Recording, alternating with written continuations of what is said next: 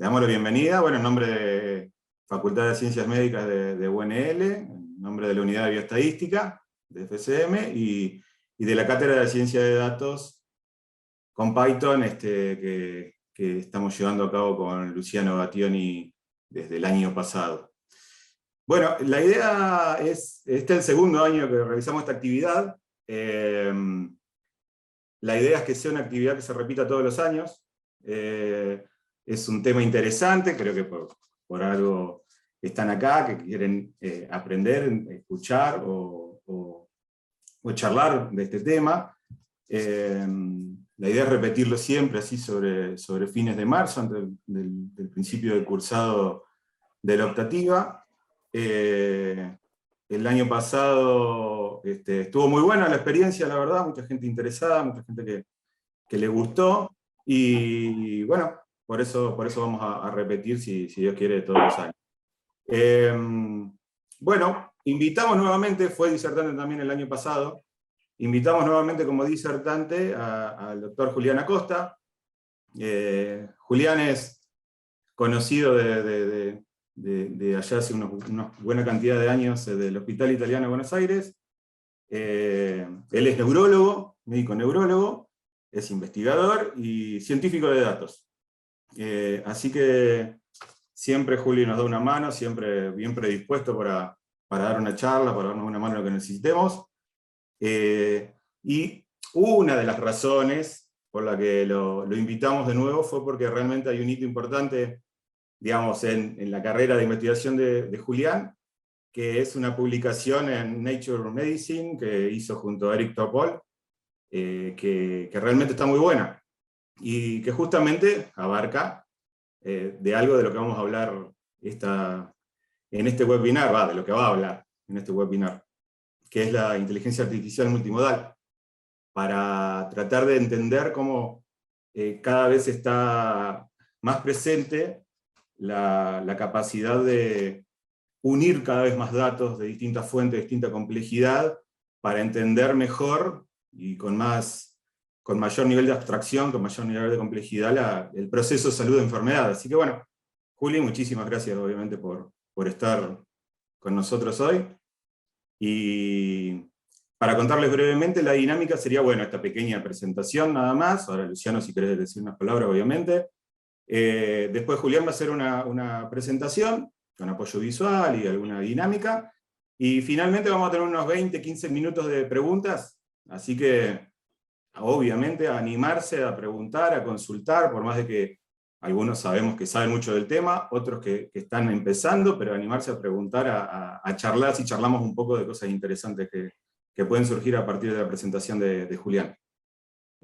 ¿Yo? Bueno, Lucas, muchas gracias por la presentación, Lucas. La verdad que estamos contentos de estar acá este segundo año con nuestra electiva y con nuestro proyecto de posgrado. Muchas gracias, Julián, y a todos los asistentes. Este año tenemos la fortuna de tener gente ya un poco más formada en lo que es la ciencia de datos, y gente que tiene curiosidad o gente que tiene miedo de que la inteligencia artificial básicamente le quite su laburo. A todos esos espero que podamos darle algún grado de certeza de que problemas para resolver va a haber siempre, lo que van a cambiar son los problemas. Entonces tenemos que adaptarnos a nuestro trabajo a resolver esos nuevos que están apareciendo, y los viejos van a estar encargados probablemente por inteligencias artificiales en el corto plazo. Con todo esto los quiero invitar a todos, particularmente los estudiantes. Esto es un campo que está en crecimiento, que vio una gran exposición mediática con el advenimiento de ChatGPT, que básicamente se viralizó, que para aquellos que no lo sepan todavía es una herramienta de inteligencia artificial interactiva que modela el lenguaje y es capaz de aprobar el USMLE de una sentada básicamente, y varios tipos de exámenes de medicina, entre otras cuestiones muy interesantes que puede hacer. Entonces, una de las preguntas que nos estamos haciendo como sociedad es hacia dónde va el rol humano en la medicina, qué cosas van a cambiar, qué cosas van a dejar de estar a nuestro cargo. Y bueno, vamos a ver si Julián, que está en la cresta de la ola en este momento, por así decirlo, puedes iluminarme un poco de cómo funcionan estas tecnologías, y comprenderlas un poco mejor para dejar de tenerles tanto miedo. Perfecto, Lucho, excelente. Me olvidé de nombrar, perdón, y agradecer el espacio que nos da la Secretaría de Posgrado de Facultad de Ciencias Médicas UNL para tener este encuentro. Bueno, Juli, sin más, te dejamos a vos para que saludes, para que arranques cuando vos quieras a dar tu disertación. Bueno, muchas gracias Lucas y Luciano por la presentación y por la invitación a charlar hoy. La verdad que es siempre un honor estar acá hablando con ustedes. Bueno, para ya empezar un poco sobre lo que quiero charlar hoy es el tema de esta revisión que publicamos en Nature Medicine, que es sobre inteligencia artificial multimodal. La idea detrás de esta revisión, básicamente cuando lo estamos escribiendo, es que si bien cada vez es más conocido todo lo que es la inteligencia artificial y las aplicaciones en salud, hasta hoy en día las aplicaciones que estaban disponibles en el día a día en medicina o que estaban siendo desarrolladas o aplicadas en el día a día son aplicaciones que solamente ven a una modalidad de datos. Lo más común es, por ejemplo, todo lo que es el análisis de imágenes médicas. Entonces, muchas de las empresas y muchos de los equipos de investigación lo que se ha desarrollado hasta el momento es básicamente modelos de inteligencia artificial que interpretan una imagen, por ejemplo, para decir si tiene una enfermedad o para delinear la parte de una enfermedad en una imagen, por ejemplo. Pero en realidad en la práctica clínica, como muchos saben, es más compleja que eso, y cuando los médicos están tratando de diagnosticar o prognosticar a un paciente, no solamente miramos a una imagen o no solamente miramos a un estudio de laboratorio, sino que tratamos de sintetizar todas las fuentes de información que tenemos para tomar una decisión. Con eso en mente, lo que tratamos de charlar en esta revisión es cuáles son las aplicaciones entonces de usar múltiples fuentes de datos con inteligencia artificial en medicina y cuáles son los desafíos técnicos que tenemos adelante para poder llevar a cabo esta tarea y poder mejorar las tecnologías que están disponibles utilizando inteligencia artificial con múltiples fuentes de datos. Bueno, primero que nada, conflictos de interés. Actualmente yo estoy trabajando en una empresa que se llama RadAI, sí, pero el trabajo presentado acá en el webinar fue previamente realizado en la empresa y sin soporte de la empresa. Para empezar, como sé como dijeron recién, muchos de ustedes ya están al tanto de todo lo que es la inteligencia artificial y están bastante duchos en todo este tema, me gustaría, como siempre, hacer una breve introducción sobre qué es la inteligencia artificial para que estemos todos en la misma página. Bueno, la inteligencia artificial hay muchas formas de definirla, pero básicamente es tratar un programa de computación, un programa de computadora que es capaz de adaptarse y hacer distintas tareas de forma automática, básicamente. Dentro de todo lo que es el campo de la inteligencia artificial, que es muy amplio, lo que últimamente está en boga es lo que se llama el aprendizaje automático o machine learning en inglés, que básicamente la diferencia con lo que es inteligencia artificial es que estos son algoritmos que aprenden por sí solos a desarrollar tareas, dándoles uno como input para que ellos puedan aprender, básicamente datos. Y dentro de lo que es el aprendizaje automático, una subclase de aprendizaje automático es lo que está en boga en los últimos años, que es el aprendizaje profundo o deep learning, que vamos a charlar un poco más adelante. Entonces, como para tratar de distinguir lo que es la computación tradicional o la programación tradicional de lo que es el aprendizaje automático, normalmente en la computación tradicional lo que los programadores hacen, básicamente escriben un algoritmo, o básicamente lo que vendría a ser como una receta de cómo tiene que la computadora tomar los inputs, tomar lo que le damos de entrada y obtener los resultados de acuerdo con eso. Lo que intentamos hacer con el aprendizaje automático es un poco un cambio de ese paradigma, con la idea de que vamos a primero entrenar a esta computadora sin explícitamente darle la receta o darle las instrucciones de cómo tiene que ser las cosas, sino que básicamente le vamos a mostrar muchos ejemplos de cómo, de acuerdo, esto te vamos a dar de entrada, esto tiene que ir de salida, y la computadora automáticamente tiene que aprender de esos ejemplos y desarrollar un programa que después podamos reutilizar con otros ejemplos similares, básicamente.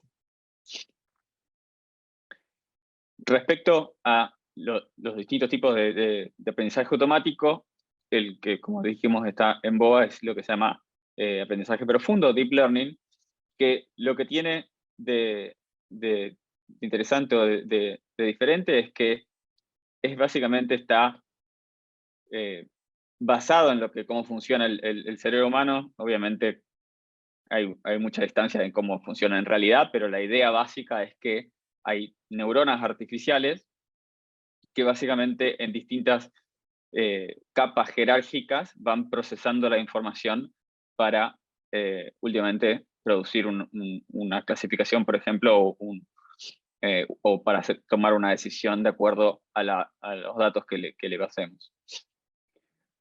Dentro de todos los distintos tipos de estas redes neuronales, hay distintos tipos que están más especializadas para analizar imágenes, hay distintos tipos que están más especializadas para analizar texto, y todos estos tipos de redes neuronales básicamente tratan de encontrar alguna ventaja en cómo van analizando estos patrones. Por ejemplo, las redes neuronales convolucionales, básicamente, en vez de tomar de entrada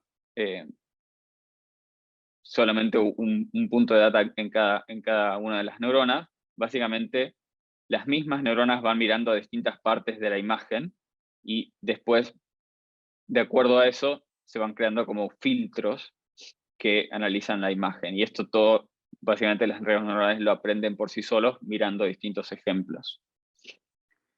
Otros tipos de redes neuronales que se pueden encontrar son los que son las redes neuronales recurrentes, que básicamente la idea detrás de las redes neuronales recurrentes es que en vez de básicamente solamente dar una palabra, por ejemplo, le vamos a dar una palabra en una secuencia de palabras. Entonces, la red neuronal, además de tomar en un momento una palabra, sino que además guarda información de las palabras anteriores. Entonces, eso le permite, luego de procesar todas las palabras, tener una idea de qué fue lo que totalmente transmitía la frase que incluía más de una palabra. Como pueden imaginarse, esto se puede traducir no solamente a secuencias de palabras, pero también se puede traducir a secuencia de distintos eventos. Por ejemplo, en medicina hay distintos trabajos de investigación que lo que mostraron o lo que intentaron desarrollar es distintas redes neuronales recurrentes que en cada paso, digamos, de la secuencia tiene un evento clínico distinto. Por ejemplo, que el paciente desarrolló tos, que el paciente tuvo determinado signo vital en ese momento, que el paciente recibió tal medicación, y a lo largo de toda esa secuencia de datos, la red neuronal puede tomar una decisión y predecir si el paciente va a desarrollar una complicación, por ejemplo, de la enfermedad, o si el paciente tiene riesgo de fallecer en las próximas 48 horas, etc. Pero a lo que quería llegar en esta breve introducción es a la última tipo de innovación que hubo en lo que es redes neuronales, que ya pasó hace varios años, fue en 2017, que es lo que se llama Transformer, que básicamente la idea básica detrás de esto es que en vez de utilizar esta secuencia de palabras, por ejemplo, que utilizábamos antes, lo que podemos hacer es que las redes neuronales presten atención de forma dinámica a las distintas palabras y procesarlas todo en el mismo momento. Entonces, por ejemplo, si queremos procesar esta frase, que es el animal no cruzó la calle porque estaba muy cansado. La palabra it en esta frase básicamente tiene que, si no tenemos información de las otras palabras en la frase, no podemos saber a qué se refiere, pero lo que aprenden estas redes neurales es a prestar atención. Cada una de estas palabras presta distinto grado de atención a las otras palabras de la frase.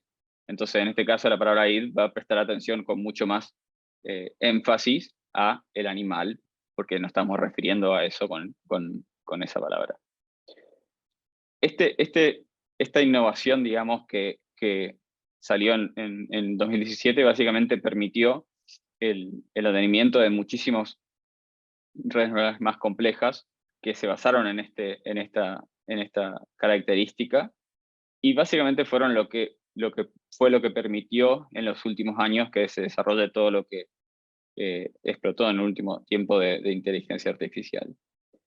La principal innovación no es solo por el hecho de prestar atención, sino por el hecho que esto lo que permite es escalar el número de parámetros que uno puede tener en una red neuronal, porque básicamente en vez de tener que ir procesándolo palabra por palabra, uno lo puede procesar en paralelo, y eso permite que todo lo que desarrollemos sea mucho más escalable. Bueno, entonces, teniendo eso como base para la charla, lo que voy a charlar ahora es sobre esta revisión que publicamos, que es sobre el uso de múltiples fuentes de datos en inteligencia artificial en medicina. Y esto es una de las figuras del paper, en el cual básicamente mostramos cuáles son las distintas oportunidades en inteligencia artificial en multimodal en medicina, que son las que están a la derecha, y las distintas modalidades de datos que podemos tener en medicina, ¿no? Como bien deben saber, las distintas modalidades de datos, tenemos datos de lo que se llama omics, que esto incluye genómica, proteómica, etc. Tenemos datos de metabolitos, el estado inmunológico, biomarcadores, tenemos el microbioma también, tenemos la historia clínica y tenemos las imágenes de los pacientes. Últimamente también lo que tenemos son datos de los sensores portátiles, como el Apple Watch, por ejemplo, y también sensores ambientales, y además, por supuesto, también datos del ambiente.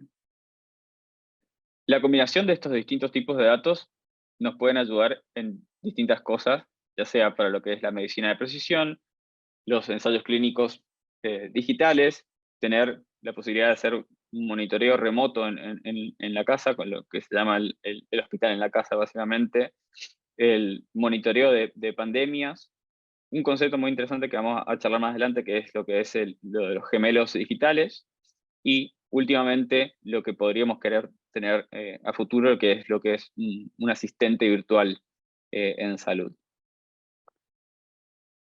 Para empezar, entonces, con las distintas oportunidades que tenemos, una de las promesas futuras en la medicina, que en realidad venimos charlando hace bastante tiempo en medicina, es lo que es la medicina de precisión. Medicina de precisión, básicamente, lo que quiere decir es que, como bien saben, normalmente lo que hacemos en medicina es miramos ensayos clínicos, y de acuerdo a los ensayos clínicos vamos a tratar a los pacientes de acuerdo a lo que es estándar para este tipo de enfermedad, para este tipo de pacientes. El problema con ese approach es que los pacientes, como bien sabemos, son diferentes, y eso es un poco el arte de la medicina, de saber en qué paciente el resultado del ensayo clínico va a tener sentido y en qué paciente no va a tener sentido. Pero a veces es difícil de predecir en qué paciente algo que, si bien en el ensayo clínico fue positivo, en qué paciente eso va a tener algún tipo de beneficio.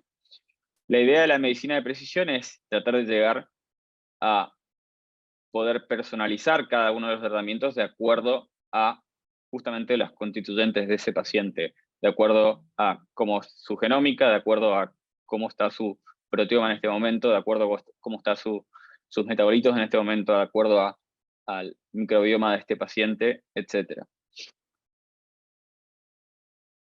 Para dar un par de ejemplos que están publicados en la literatura, de la idea es que durante el transcurso de la vida del paciente, si tenemos datos, por ejemplo, genómicos del paciente como un estado basal, podemos ir monitoreando las otras cosas.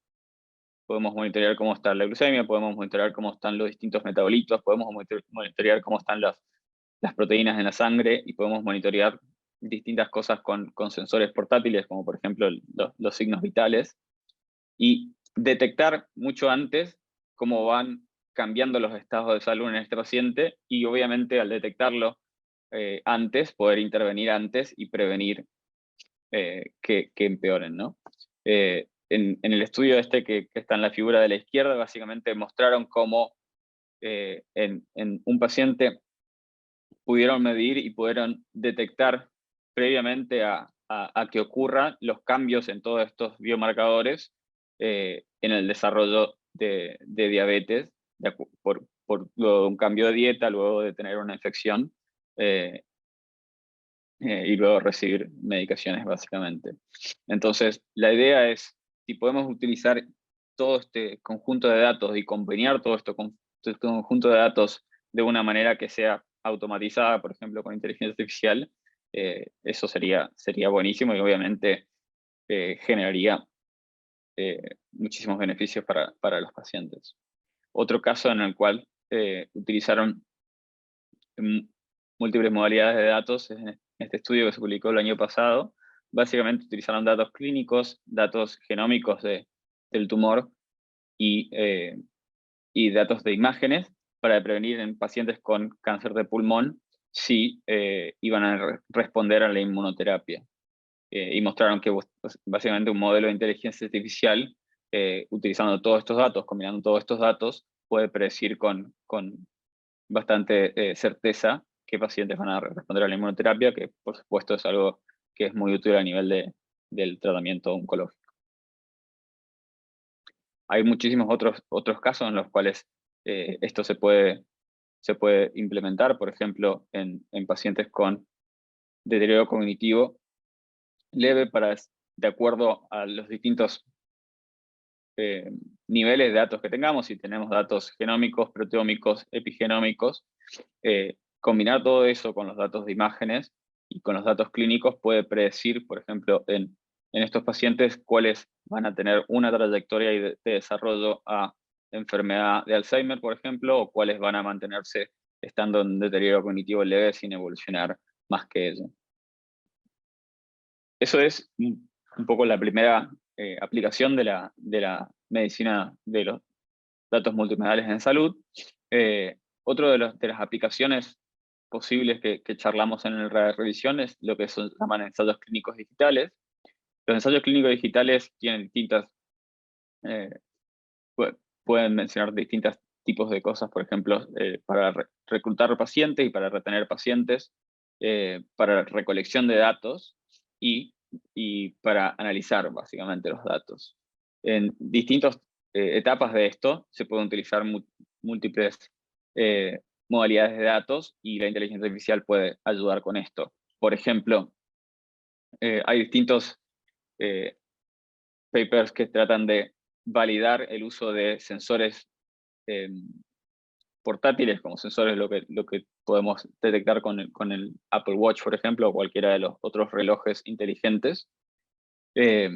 Básicamente, teniendo datos de los signos vitales y teniendo datos que pueden responder los pacientes en un celular, se pueden recolectar esos datos, y básicamente eso termina siendo uno de los endpoints de los ensayos clínicos, o nos permiten básicamente evitar que el paciente tenga que ir al hospital para tener una entrevista para determinar cómo está yendo últimamente. Entonces, obviamente eso reduce los costos en los ensayos clínicos.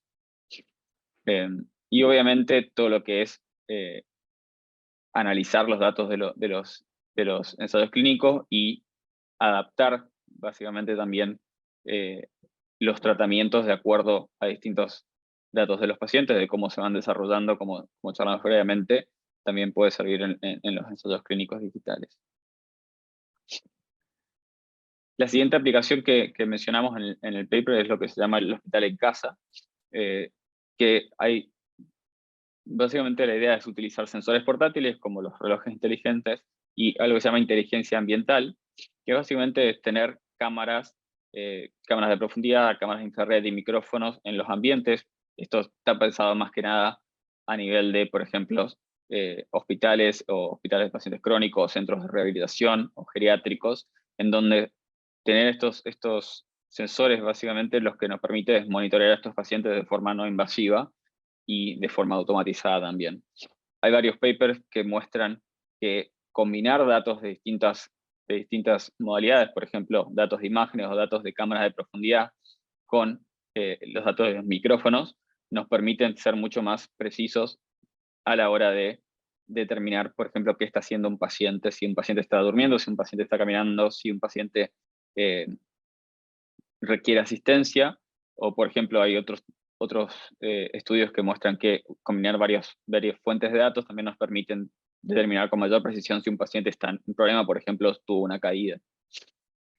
Otra de las oportunidades que charlamos en la revisión es lo que es la vigilancia de pandemias. Básicamente la inteligencia artificial multimodal en este caso puede servir para múltiples cosas, como la detección de focos epidémicos, para diagnóstico y pronóstico obviamente de las enfermedades y para el monitoreo del distanciamiento social. Para lo que es detección de focos epidémicos, hay varios papers del grupo de investigación de Eric Topol que muestran cómo utilizando los datos de los relojes inteligentes pueden detectar previamente a lo que normalmente se utilizaban si hay un foco epidémico de gripe, por ejemplo, o un foco epidémico de COVID. Y para lo que es monitoreo de distanciamiento social, este paper, por ejemplo, muestra que teniendo datos también, obviamente, de cámaras, pero también micrófonos y cámaras infrared, se puede monitorear qué tanto se cumple el distanciamiento social con muchísimo más certezas que solamente utilizando cámaras. Otra de las aplicaciones que charlamos en el paper, que es un poco más novedosa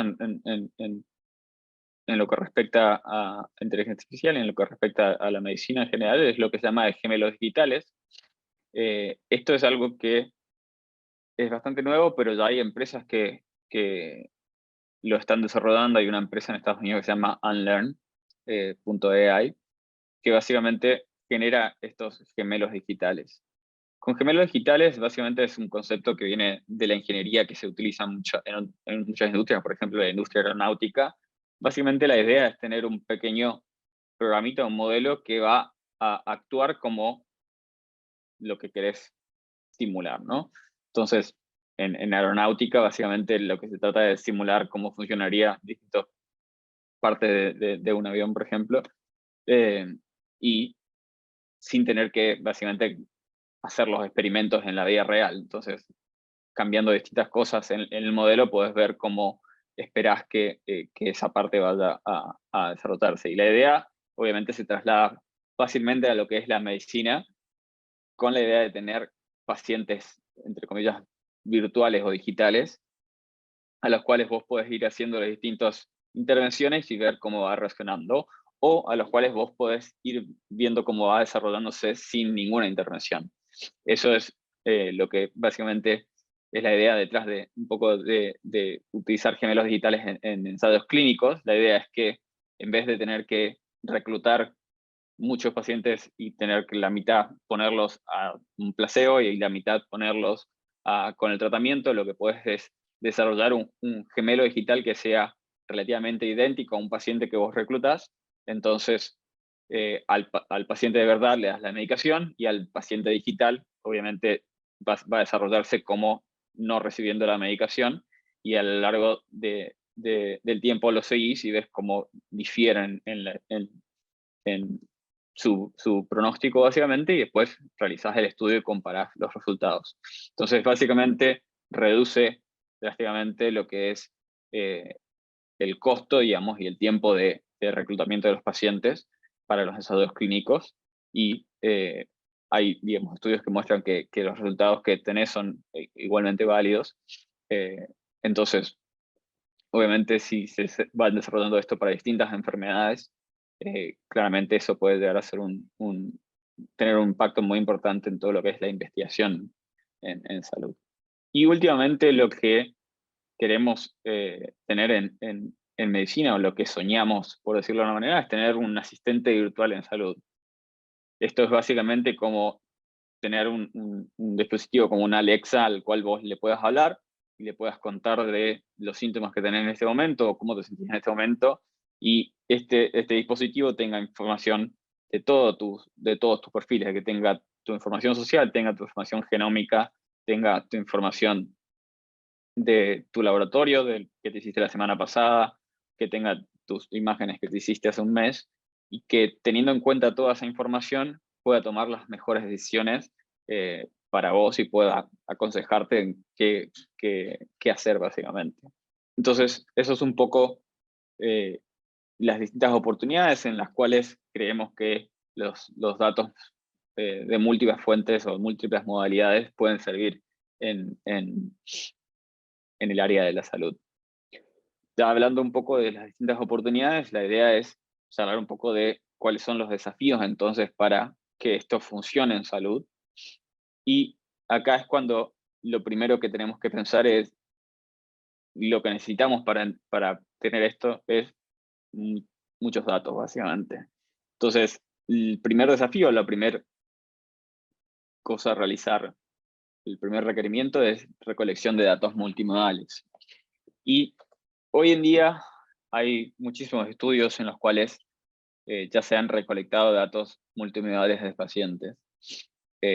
Por nombrar algunos, hay uno que se llama el UK Biobank, hay uno similar en China que se llama China Cadbury Biobank, hay uno similar en Japón, y en Estados Unidos hay uno que salió recientemente que se llama el All of Us Research Program, que básicamente estos estudios son estudios poblacionales que enrolaron muchas personas. UK Biobank y China Cadbury tienen alrededor de 500.000 personas, y de los cuales se obtuvieron muchísimos datos dentro de lo que es la historia clínica.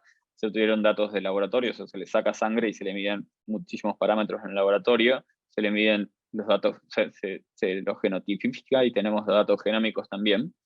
Y en algunos de estos estudios, como en el UK Biobank, también se le hacen imágenes, neuroimágenes, imágenes en realidad de varias partes del organismo.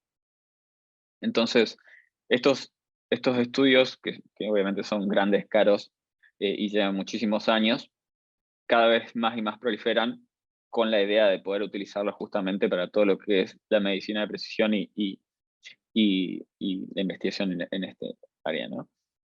En el paper tenemos los distintos otros estudios que se desarrollan hasta hoy en día, pero pueden ver la tabla cuando quieren, y obviamente hay muchísimos más que se van desarrollando día a día.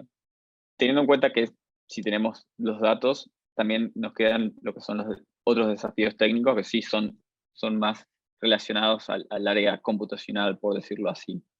Y dentro de esto, el uso de datos multimodales es dentro de inteligencia artificial y dentro de Deep Learning es una de las áreas que es más complejas, por así decirlo, y tiene distintas aristas. Pero también es una de las áreas en las que hubo más innovación en los últimos años, más interés también en lo que es la investigación. Hay distintos casos para los cuales podemos utilizar múltiples datos, o distintas formas de utilizar múltiples datos en inteligencia artificial o en aprendizaje automático, que son los 5 que menciona acá, que básicamente es para representación de datos, para alinear los datos, para fusionar los datos, para traducir de una modalidad de otra, y para usar una fuente de datos para aprender de la otra, básicamente. No viene al caso de un poco tocar cada una de estas ideas, pero la idea es que lo que es representación y alineamiento básicamente se encarga de tratar de que uno pueda tomar una fuente de datos, por ejemplo, tomar una imagen que sea una radiografía de tórax, y pasar esa radiografía de tórax a una representación numérica de lo que es una radiografía de tórax. Entonces, eso es lo que se hace básicamente con estos modelos, es básicamente tomar esa radiografía de tórax, convertirla en una lista de números que sea similar a la lista de números que generaría una radiografía de tórax similar, ¿no? Entonces, lo que queremos es que nuestros modelos de inteligencia artificial puedan aprender a comprimir o sintetizar esa radiografía de tórax en una lista de números que nos permita entender qué tiene esa radiografía de tórax, si tiene una consolidación en la base derecha o si tiene cardiomegalia, etc. De tal sea que esa lista de números, si tenemos dos pacientes con radiografías de tórax muy similares, sean muy similares a esa lista de números, y si tenemos un paciente normal y un paciente con edema pulmonar severo, esa lista de números sea diferente. Lo que es alineamiento es similar a esta idea, pero en distintas modalidades. Entonces, si queremos tener una radiografía de tórax que tiene un cardiomegalia, queremos que la representación en esa lista de números de la radiografía de tórax sea similar a la representación del reporte de radiología, por ejemplo. Entonces, si tenemos una radiografía de tórax con cardiomegalia y la procesamos con un modelo de inteligencia artificial, tendría que llevar a esta lista de números que sea similar a un reporte que diga cardiomegalia y lleva a la misma lista de números, básicamente. Lista de números es obviamente un término no técnico que estoy tratando de decir para simplificarlo para una audiencia más médica. El término más técnico sería ser un vector o un embedding en inglés también. Lo que es fusión básicamente es la idea de justamente fusionar los distintos tipos de datos para realizar alguna tarea, ya sea para predicción de un evento, para predecir si un paciente va a desarrollar determinada enfermedad o si un paciente tiene determinada enfermedad, utilizando más de una modalidad en vez de utilizar solamente una. Traducción es básicamente tratar de utilizar una modalidad para predecir la otra. Eso es relativamente sencillo. Y coaprendizaje es un poco más complejo, que es básicamente si tenemos dos modalidades de datos, pero sabemos que una conlleva más información, por lo menos a simple vista, lo que podemos hacer es utilizar las dos modalidades de datos a la hora de entrenar un modelo, sabiendo que una de esas modalidades no va a estar presente a la hora de que querramos predecir algo con ese modelo. Entonces, eso es básicamente ayuda a que el modelo aprenda de la modalidad menos informativa, por ejemplo, y pueda, digamos, detectar esto y a la hora de predecir, utilizar la fuente de datos menos informativas, pero con mayor ventaja, básicamente, con mayor certeza. Este paper, básicamente, lo que muestro en la figura a la derecha, es un framework que unos autores propusieron sobre cómo utilizar distintos tipos de modalidades de datos para predecir algo. Básicamente lo que proponen es convertir todo en todos los distintos tipos de datos, ya sea los datos tabulares, datos de series de tiempo, datos en lenguaje natural, datos de imágenes, etcétera, en lo que les decía, básicamente en esta lista de números, y después concatenar básicamente todas estas listas de números para tomar una decisión. Obviamente esto no es la única forma de hacerlo, pero es una de las formas más comunes de hacerlo. Básicamente es todo convertir en esta lista de números por distintos modelos y después unirlos. Esto es Juli, sí. perdón, un segundo. Estábamos ahí hablando con Luciano. Perdón, te cortamos la inspiración. Sí, me pasa. Pero como son varios los conceptos interesantes que fuiste dando desde el comienzo, te pregunto, digamos, si te parece, podemos cambiar un poquitito la dinámica y abrir ahora un pequeño espacio de preguntas o de consultas que sea hasta este punto más o menos, para ver si la gente no llega al final con capaz ya tanta información que por ahí se empieza a perder con lo que quería preguntar, si no lo anotó al menos. Dale. Así que nos parece interesante, ¿estás de acuerdo? Sí. Sí, yo me parece que para romper el hielo voy a arrancar. Me interesan, todos los conceptos que está diciendo son muy interesantes, pero me parece que tenemos que hacer hincapié en la calidad de los datos y en los datos que se usan para entrenar los modelos, que esa es la gran limitante, por lo menos lo que uno ve posteos de la gente que sabe más y que son los leading experts de esta industria, donde hay menos recursos financieros y recursos humanos, es para la producción, la depuración y la instrumentalización de datos de buena calidad para construir los modelos, porque por lo que veo, y la mayoría de las charlas apuntan a esto, es básicamente explicar el modelo, pero nada, o se dice poco acerca de cómo generar datos de buena calidad. De tu experiencia, ya estando en la industria, insertado en este mundo, ¿cuál es tu opinión respecto a esta problemática que se dispara generalmente en los foros? Sí, yo creo que sí, es un problema muy importante en todo lo que es la industria de la inteligencia artificial en medicina. Sin embargo, creo que lo que son las empresas que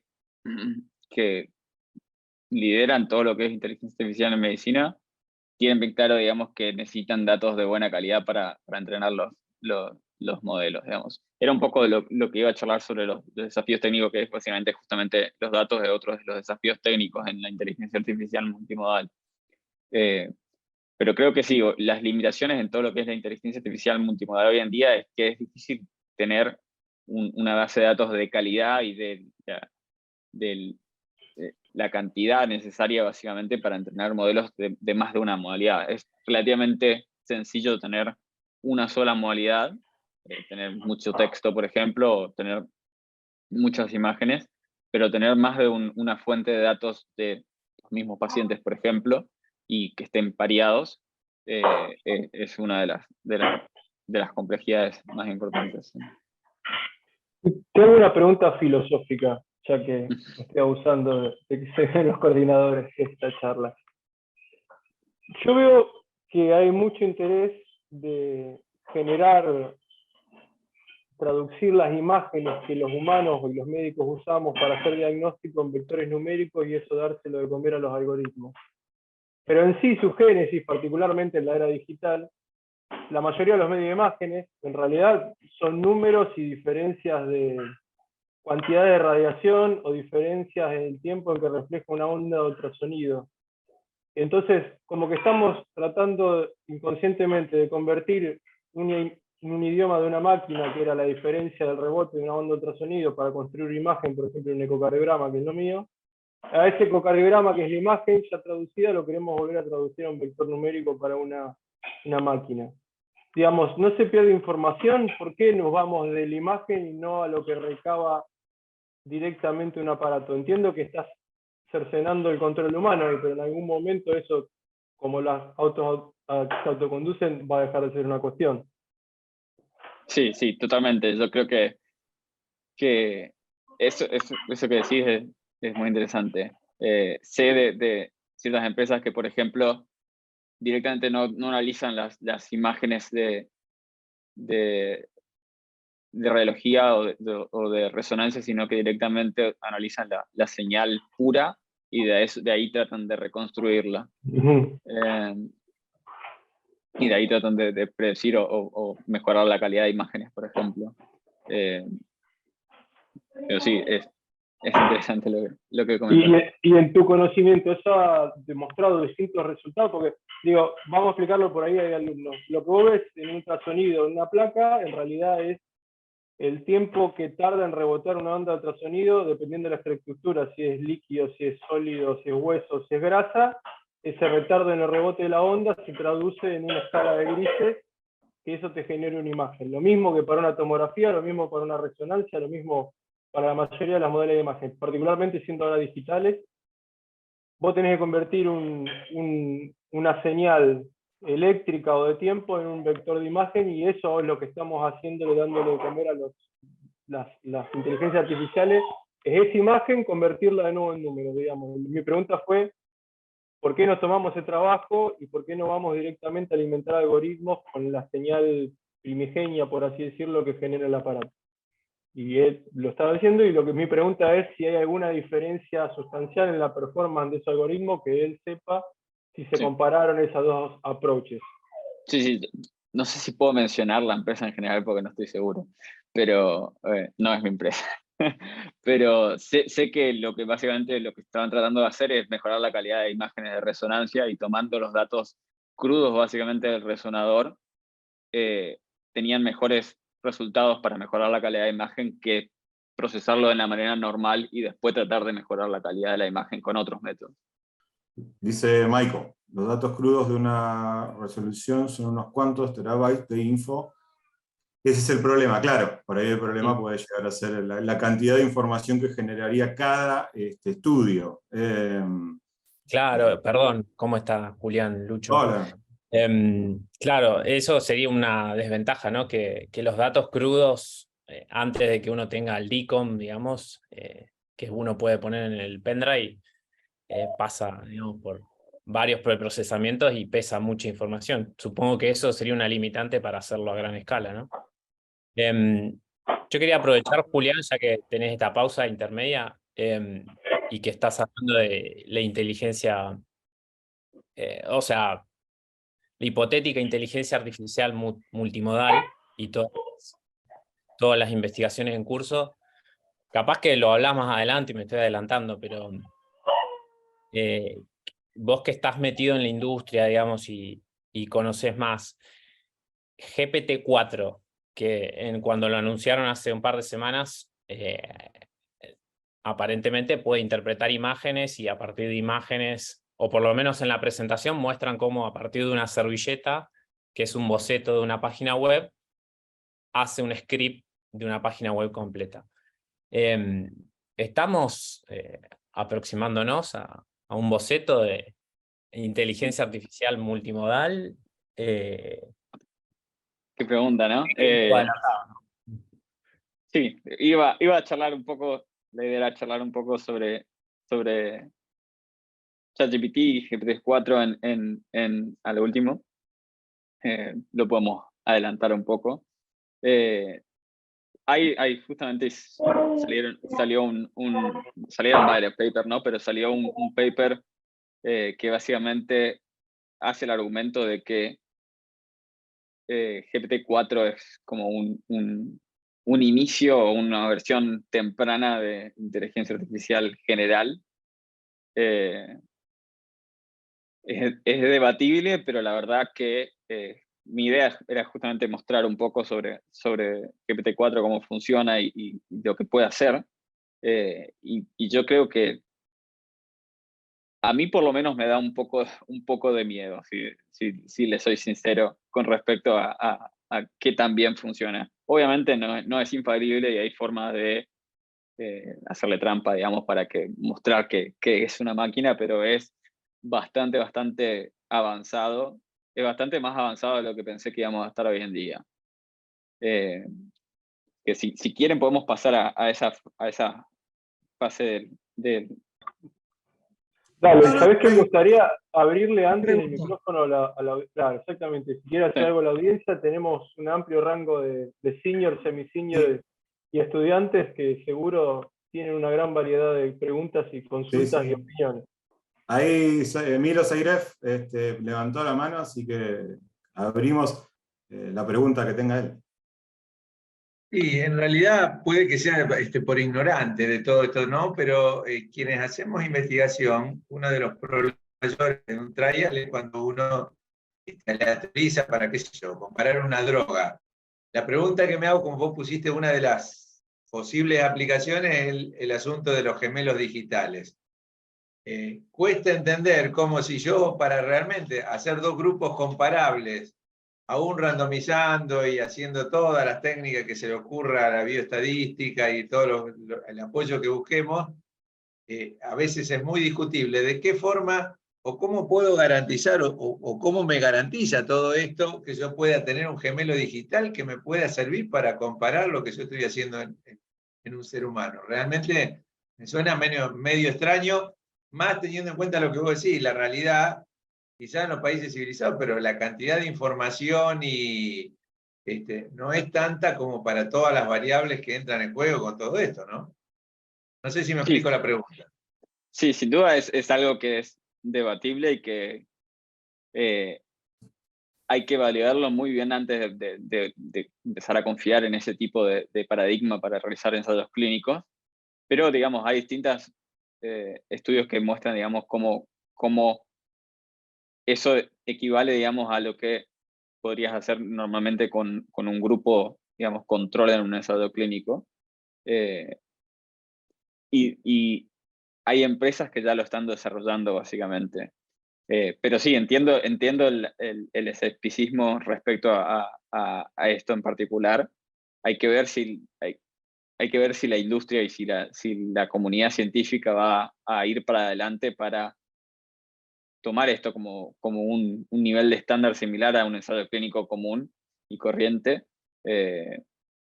Yo en esta altura no estoy todavía tan convencido que vaya a ser así, pero por lo menos hay empresas de distintos grupos de personas que básicamente están muy convencidos que este es el futuro, básicamente. ¿Y en qué se basan para realmente decir, ese es mi gemelo digital? ¿De dónde sacan la información para decir, mira, este es el doble de lo que yo estoy? ¿Copian los datos biométricos y todo lo que pueden del grupo teóricamente por así decirle? ¿Y hacen el grupo control a partir de eso? Sí, básicamente sí. Justamente es la idea de cómo utilizan datos multimodales de distintas modalidades de datos. O sea, obviamente utilizan datos de la historia clínica, datos de imágenes, datos de genéticos, datos de metabolitos, etcétera, todo para modelar de cierta manera cómo respondería un paciente a distintas fases de su enfermedad y en distintas, digamos, situaciones en su enfermedad. Y de acuerdo a eso, validan estos gemelos digitales para mostrar de que de verdad se comportan como un paciente en estas circunstancias. Pero sí, es interesante y es controversial de alguna manera también.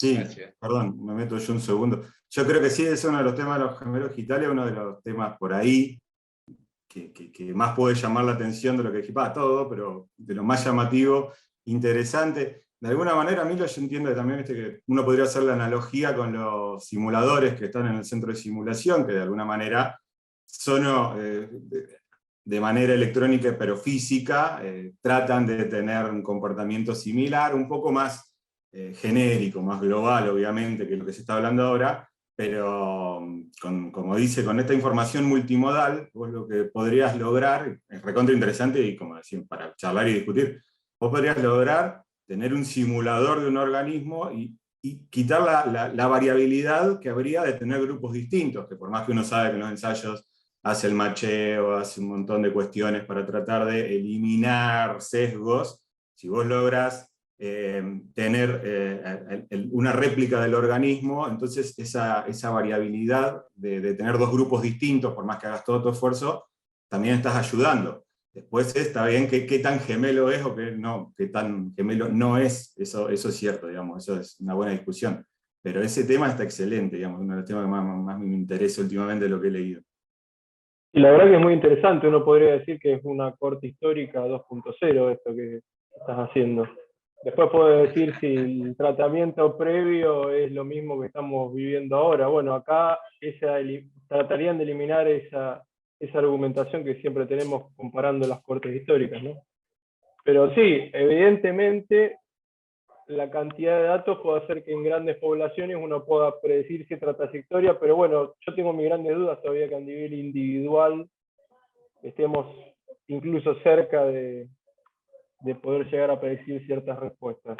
Sí hay estudios incipientes y está desarrollándose lo que es la farmacología in sílico, que a través de modelos se está viendo qué droga prende mejor al receptor, por así decirlo, y que sería más efectiva antes de empezar el desarrollo in vitro y in vivo posterior. Con lo cual, yo creo que va a sumar al cuerpo de tipos de evidencia que con las que contamos hoy. Finalmente, a mi entender, mi humilde entender es que el tiempo finalmente termina decantando lo que funciona y lo que no funciona. Si no, como cardiólogo te puedo decir, todos estamos muy excitados con el ticagrelor, que disminuyó la mortalidad del síndrome coronario agudo, y después vino Lisa Real 5 que rescató el Prasurel que no lo usaba nadie prácticamente y era un gran revival de eso, digo. Y ahora en estudios observacionales finalmente parece que es lo mismo, entonces, qué sé yo. Vamos viendo, diría. Creo que es la mejor manera de resumirlo. Eso va a sumar, tal vez a confundir a veces, pero la inteligencia todavía no va a reemplazar el criterio clínico, tal vez en un par de años, hoy no. Todavía no. Bueno, tengo dos preguntas de Federico, creo que lo vas a responder un poquito más adelante, así que probablemente quede para después porque dice, ¿hay mucha diferencia entre ChatGPT y GPT-4? Bueno, supongo que eso lo vas a contar ahí cuando se venía esa parte, así que creo que lo dejamos a la pregunta de Federico, se va a responder, y si no la retomamos al final. Y acá Alfredo pregunta, ¿entidades como FDA o bueno, alguna entidad reguladora va a aceptar estudios con gemelos digitales? Es una buena pregunta, es a lo que apuestan estas empresas que están desarrollando este tipo de tecnología, ¿no? De que la FDA va a empezar a probarlo y eso va a permitir acelerar todo y obviamente va a llevar a que esas empresas triunfen. Yo creo que es una interrogante hoy en día, pero un comentario al respecto es que la FDA sí en los últimos años trató de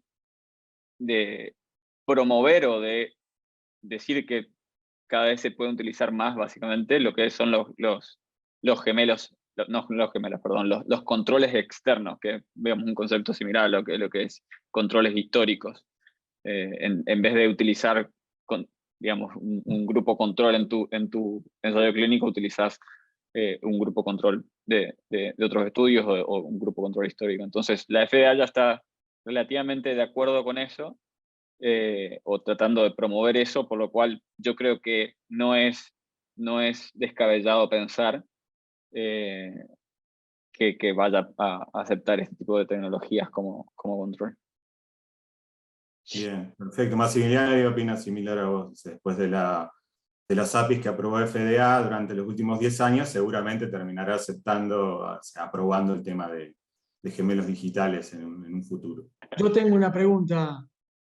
Sí, Fernando. Bueno, la segunda en realidad me la robó Milo, porque me hizo mucho ruido el tema de lograr un gemelo específicamente idéntico como para investigación, pero bueno, me la respondió Julián y Luciano desde el punto de vista claro, aunque para mí, dada la ignorancia, todo esto es muy nuevo. Pero a mí me hace ruido una cosa que es fundamental. ¿Qué diferencia tenemos nosotros que ustedes pueden explicar entre lo que es la inteligencia artificial multimodal respecto de un paciente para un diagnóstico y el clásico pensamiento de Morin, que acaba de cumplir 100 años de su natalicio, respecto del pensamiento complejo en el diagnóstico? No estoy seguro que entiendo bien la pregunta. ¿Cuál es la diferencia entre...? Es una hermosa pregunta filosófica la que estás haciendo. Sí. Un amigo para el disertante, ¿Cómo pudieran defender la probabilidad que están ofreciendo ustedes como método diagnóstico?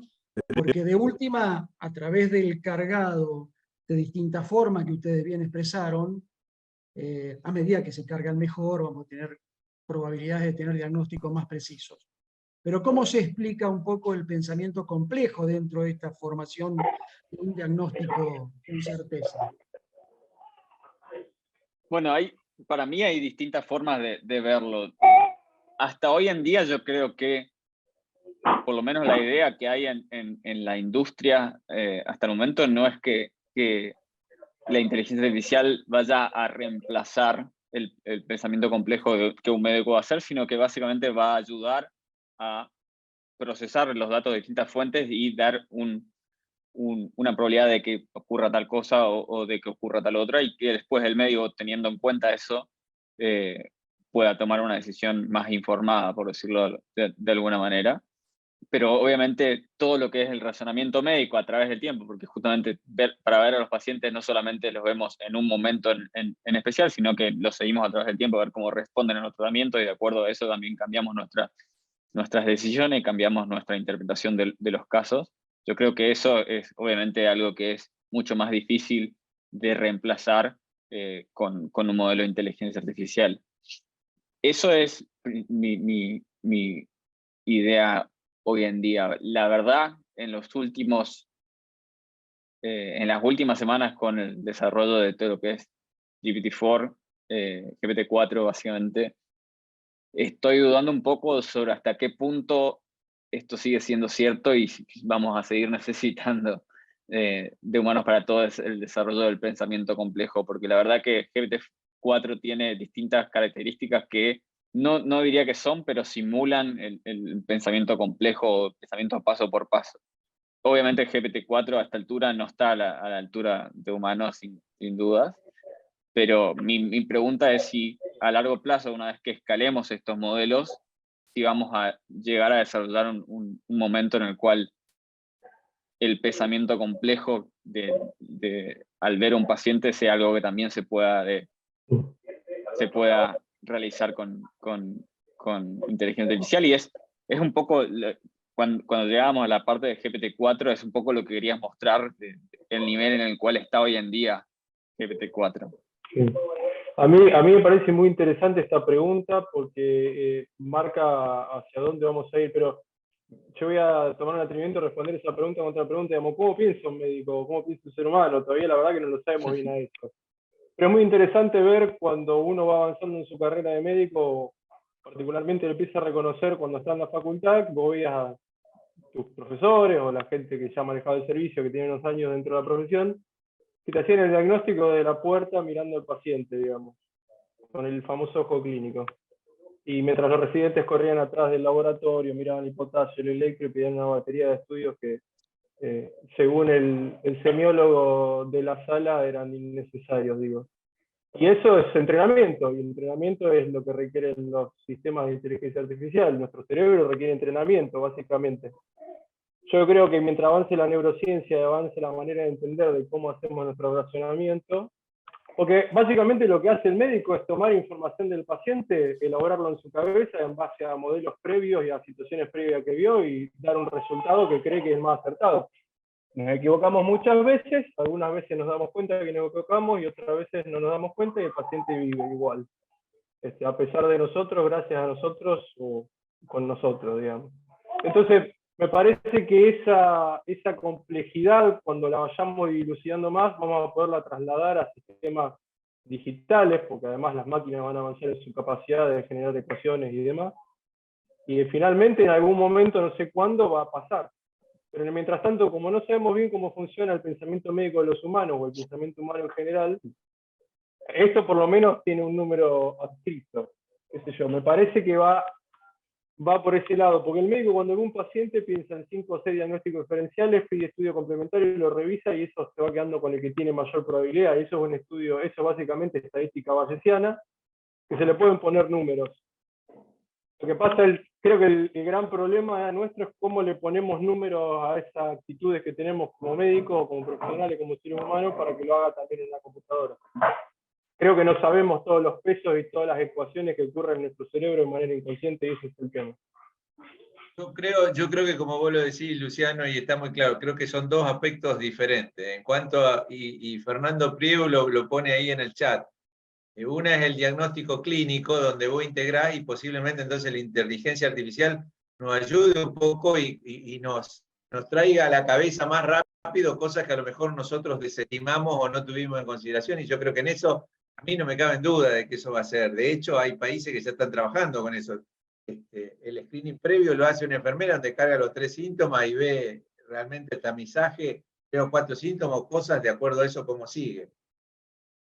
Eso era una parte que yo honestamente no tengo duda. Cuanto más información le carguemos a la máquina y tenga mayor posibilidad de hacerlo más rápido, seguramente nos va a ayudar muchísimo. Ahora, lo otro de investigación creo que va a ser más difícil, o para mí, a lo mejor es como siempre, uno con su cabeza no le da la magnitud o la amplitud para considerar algunas variables, pero fabricar un humano digital, entre comillas, que sea similar al otro y que actúe similar ante las distintas cosas, me suena más raro. Ahora, para el diagnóstico clínico, yo creo que clínico global, porque metés imágenes, metés todo, cosas que a un ser humano y con pensamiento complejo te pueden pasar desapercibidas. Está bien, el más viejo integra más cosas, pero Fernando dice por ahí también, a mi criterio, la inteligencia artificial reemplazaría los sesgos cognitivos de razonamiento complejo, hipotético, deductivo, inherentes a las personas. Bueno, es verdad, se vuelve una discusión filosófica, pero recontra interesante. Muy buena, exactamente. Y por ahí había otra pregunta, perdón. Al procesar tantos datos, de Luciana, al procesar tantos datos, ¿qué margen de error manejan estos programas? Una pregunta interesantísima, muy compleja de responder.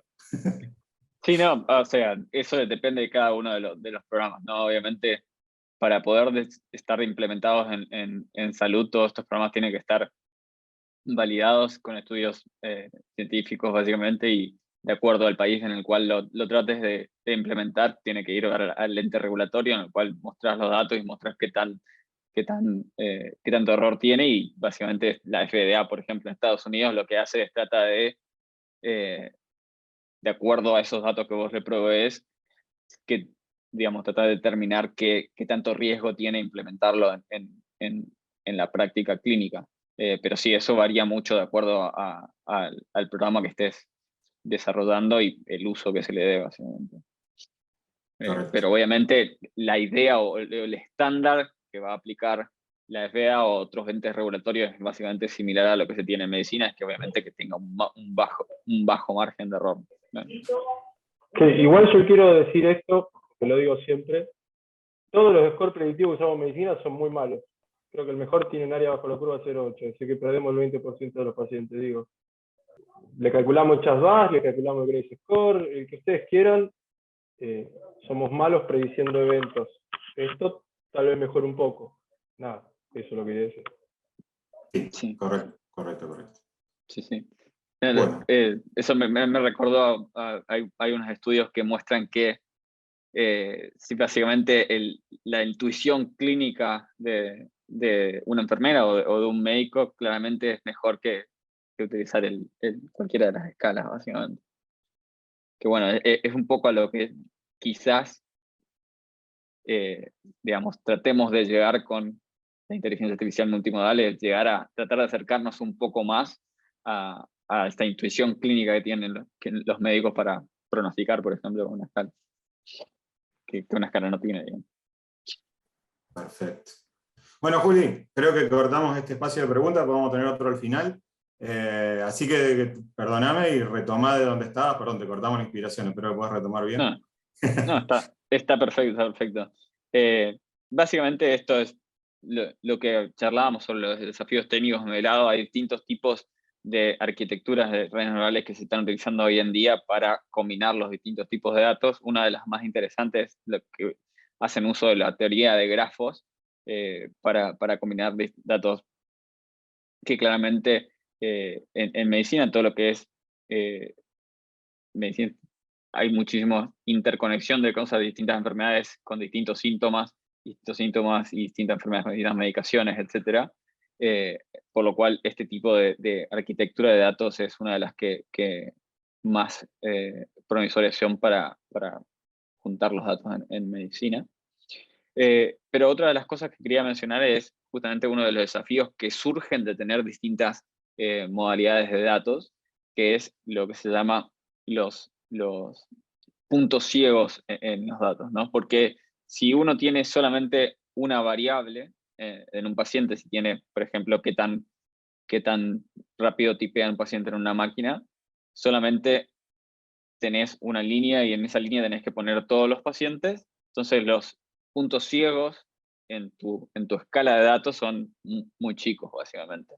Entonces, si vos también tenés que tomar una decisión solamente basado en esta variable, básicamente siempre vas a poder encontrar un paciente similar y vas a poder decir, ok, si de acuerdo a qué tan rápido tipea, este paciente claramente es saludable o este paciente tiene un deterioro cognitivo leve, ¿no? Pero si vos expandís esto y tomás más de una variable, es mucho más difícil encontrar pacientes que cumplan con esa intersección de variables, claramente, ¿no? Entonces, en este ejemplo, en esta imagen, si tenemos en el eje X tenemos qué tan rápido tipean, y en el eje Y tenemos qué tan grande es el léxico de palabras que tiene este paciente, podemos ver que con el mismo número de pacientes hay un área, digamos, en el espacio de combinación de estas dos variables, que es un área ciega, y no tenemos ningún paciente en nuestros datos que tenga esta combinación. Entonces, obviamente, mientras más variables pongamos, mientras más cantidad de distintos datos tengamos, esta posibilidad de que haya puntos ciegos en nuestra data que utilizamos para entrenar un modelo de inteligencia artificial es más grande, y eso le agrega muchísima más complejidad a entrenar un modelo, y es un poco relacionado a lo que charlaba Luciano previamente, de la calidad de los datos que tenemos que tener para entrenar estos modelos. Una de las principales cualidades es que estos datos traten de ser lo más diversos posibles de acuerdo a las distintas variables, y lo más grandes posibles de que estos puntos ciegos no sean tan grandes, digamos. Y bueno, un poco para mencionar, otra vez, siguiendo con el tema de la calidad de los datos, hay distintos aristas para lo que es la recolección de datos, o qué tan buena es una base de datos, que es obviamente el número de participantes, qué tan profundo están fenotificados los pacientes, es decir, hasta qué granularidad de información tenemos estos pacientes, porque muchos de los estudios poblacionales que mencionaba previamente que tienen datos multimodales, solamente tienen, por ejemplo, códigos de diagnóstico de las enfermedades, pero los códigos de diagnóstico claramente no abarcan todo el concepto de lo que es una enfermedad. Si tenemos un ACV isquémico, por ejemplo, podemos decir si un ACV isquémico es de gran vaso, de pequeño vaso, o un ACV isquémico embólico, cuál fue la causa del ACV isquémico, qué tan grande es el ACV isquémico, y todo eso básicamente no lo vamos a tener si solamente tenemos a nivel de código de diagnóstico en estos pacientes. Entonces, el nivel de qué tanta información tenemos es algo importante para la recolección de datos, qué tanto seguimiento en el tiempo tenemos, qué tanta estandarización se usa en estos datos, justamente relacionado un poco con lo que es qué tan profundo son la fenotipificación, qué tanta heterogeneidad o diversidad tenemos en la cantidad, en los pacientes, qué tanta interacción entre estos pacientes, hay pacientes que son familiares de los otros pacientes o no. Esto es muy importante sobre todo para lo que es los datos genéticos, y un aspecto clave en lo que es los datos multimediales es qué tan linkeados están estos datos, qué tan unidos están. Es decir, si tenemos información de imágenes, si tenemos información de la historia clínica, ¿sabemos qué historia clínica y qué imagen proviene del mismo paciente, o lo tenemos sin poder linkearlos?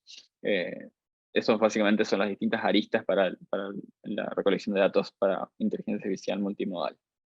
Y obviamente otro de los desafíos técnicos importantes es la privacidad, que es claramente cada vez más compleja mientras más datos utilicemos, porque si obviamente tenemos los datos linkeados es mucho más fácil identificar a una persona si tenemos sus datos genéticos y aparte tenemos sus datos de imágenes. Obviamente muchísimo, bueno, con los datos genéticos los podemos utilizar solamente, ¿no? Pero si tenemos sus datos de imágenes, sus datos de historia clínica, es más fácil reidentificar a una persona así solo tenemos una imagen, por ejemplo.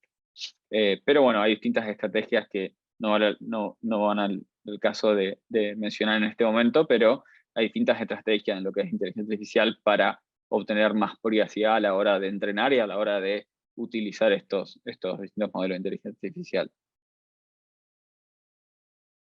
Y bueno, para llegar a lo que es esto de ChatGPT, GPT-4 y el futuro de lo que es la inteligencia artificial en medicina, esto se hizo relevante, digamos, justamente con GPT-4, que como decían previamente, es un modelo que es multimodal, es decir, todos estos modelos básicamente se llaman modelos de lenguaje grandes, básicamente, grandes modelos de lenguaje. Son modelos que se comunican, por decirlo de alguna manera, o funcionan con texto, pero GPT-4 también entiende imágenes, como mostraron en la presentación. Justamente puede leer una imagen y de acuerdo a esa imagen producir algo. Entonces es algo que claramente tiene un gran potencial para tener impacto en lo que es la medicina. Yo solamente quería mencionar dos palabras de lo que hace diferente ChatGPT de sus previas generaciones, que es básicamente cómo hicieron para que ChatGPT sea tan bueno al interactuar con personas, que es un poco el diferencial que tuvo y hizo que despegue en tan poco tiempo. Básicamente ChatGPT llegó a los 100 millones de usuarios en 2 meses, que es muchísimo más rápido que casi cualquier otra tecnología que hayamos tenido en la historia, básicamente. Tanto más rápido que Facebook, más rápido que Instagram, más rápido que el iPhone, claramente, más rápido que muchísimas otras cosas. Y obviamente eso habla de que es una tecnología que claramente va a tener un gran impacto en el futuro.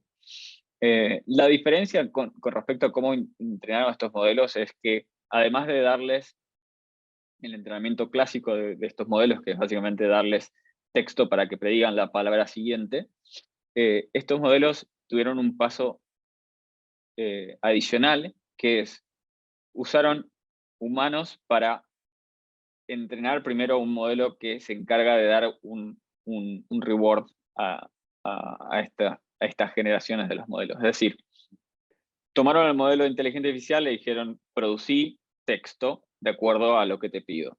El modelo predició el texto, entonces venía una persona y juzgaba qué tan bueno era el texto que este modelo está prediciendo. De acuerdo a eso generas un ranking y, utilizando toda esa data que recolectaste usando humanos, básicamente es para darle un ranking a esos textos, entrenas otro modelo que va a actuar como ese humano al momento de entrenar el ChatGPT, básicamente. Entonces, ese nuevo modelo que entrenaste, que es el rojo, el modelo que vemos acá de reward, básicamente luego lo vas a utilizar para penalizar o no penalizar la generación o el texto que genera el modelo nuevo. Entonces, eso hace que a largo plazo, digamos, luego de entrenar muchísimo tiempo este modelo, el ChatGPT aprenda lo que un humano preferiría ver en lo que este modelo genera, ¿no? Entonces, eso me pareció interesante comentar, porque básicamente lo que hicimos es incluir información de la preferencia humana en el entrenamiento de los modelos, que claramente fue un diferencial que hizo que esto despegue, ¿no? Un poco para traer un contexto, que es algo que ya mencionó Luciano previamente al inicio de la charla, es que ChatGPT y GPT-4, en lo que lo testean para ver qué tan buenos son, es básicamente en los distintos tests estandarizados que tienen acá en Estados Unidos y en el mundo.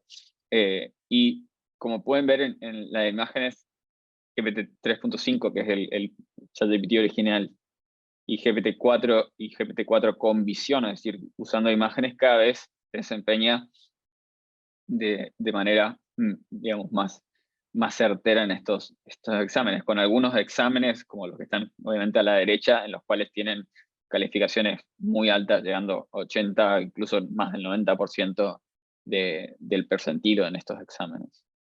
Y para traerlo a lo que es medicina, la última versión, que es GPT-4,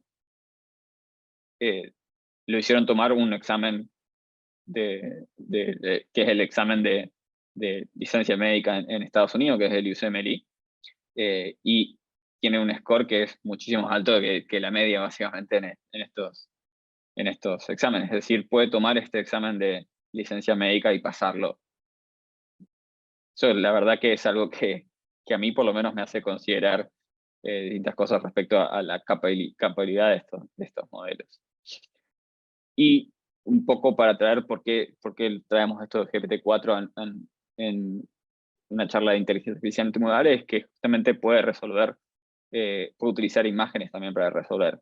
Pero también puede asumir lo que va a haber en una imagen y utilizar solamente el texto para resolverla. En este estudio muestra básicamente, describen un paciente con reflujo gastroesofágico y le dicen que haga el diagnóstico de acuerdo a una imagen, pero no le muestran la imagen y él llega igualmente al diagnóstico de acuerdo a la descripción clínica, que tiene sentido porque la descripción clínica es suficiente en este caso, pero bueno, es una de las cosas que mencionan.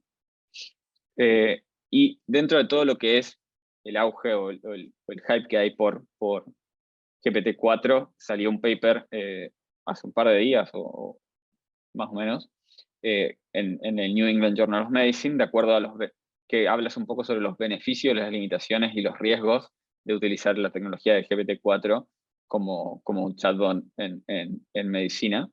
Y una de las cosas que menciona, que creo que es uno de los problemas más importantes de estos modelos, es el tema de las alucinaciones. Las alucinaciones básicamente es cuando vos le das cierta información al modelo y el modelo te responde algo que es 90% correcto, pero además inventa algo, y aparte lo inventa de forma tan convincente que uno se lo cree, ¿no? Entonces, por ejemplo, acá en este ejemplo que muestran en uno de los papers le dicen, estos son los datos de esta paciente, escribime, por favor, una nota, digamos, para la historia clínica, sintetizando lo que tiene la paciente. Y el modelo básicamente hace una nota para la historia clínica que podría pasar como real sin ningún problema, porque lo hace muy bien, pero aparte inventa dos cosas que no estaban en los datos. Entonces, claramente, si queremos aplicar esto en medicina, esto sería algo que obviamente no lo podríamos hacer, por lo menos de forma sencilla, ¿no? En este caso, por ejemplo, inventa el índice de masa corporal, que si bien es algo que podríamos uno pensar, porque bueno, un paciente que tiene anorexia nerviosa y tenía esta altura, en ningún lado teníamos la información sobre el peso para calcular el índice de masa corporal. Y lo que también menciona acá es que la paciente se siente deprimida y sin ningún tipo de esperanza, que es algo que no estaba mencionado en los hechos de la paciente antes de que el modelo generara este resumen, ¿no? Entonces, bueno, esto es obviamente uno de los riesgos de estos modelos de aplicarlos en salud, y es una de las cosas que más se estudian y más se tratan de mitigar de distintas maneras, ¿no? En este caso, lo que hicieron es ver si podía el mismo modelo identificar que se había equivocado. Y lo hace con cierta certeza, pero, por ejemplo, acá se da cuenta que esto no está contenido en los datos, y el hecho de que la paciente diga que se sentiría deprimida, pero acá se da cuenta que el índice de masa corporal no estaba mencionado, pero todavía no se da cuenta de que no tenía el peso para calcularlo. Entonces, tiene cierta capacidad de identificar cuando se equivoca, pero todavía no es perfecto, y es una de las limitaciones hoy en día. Antes de pasar a lo último, quería ir a lo que charlamos hoy, que es mostrar un poco cómo funciona GPT-4. Probablemente muchos ya lo han intentado, pero creo que es algo interesante de probarlo en vivo y en directo, porque por lo menos yo lo probé antes de esta charla para ver qué tal funciona con un caso clínico, y me sorprendió. Entonces, si alguien se anima y quiere decir un caso clínico, lo escucho, si no puedo inventar uno yo.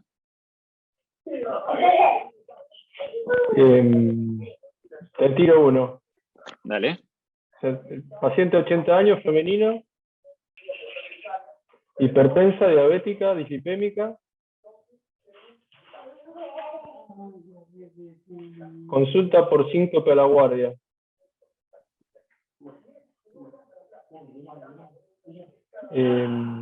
A la anamnesis refiere disnea de esfuerzo de 3 meses de evolución.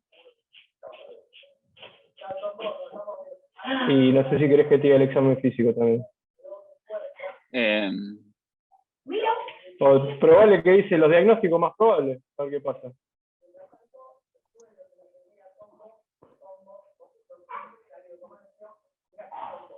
Después le agregamos de última alguna notita del examen físico. Estaría bueno hacer una encuesta ahora acá entre toda la audiencia, a ver qué dice, ¿no? Una de las cosas que hace el modelo es básicamente siempre aclarar que no es médico. El disclaimer, está bárbaro eso.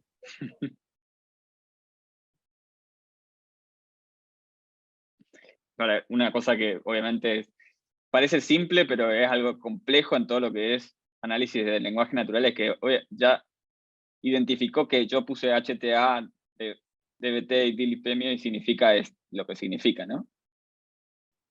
Sí, tal cual, eso es simple, pero es espectacular a la vez.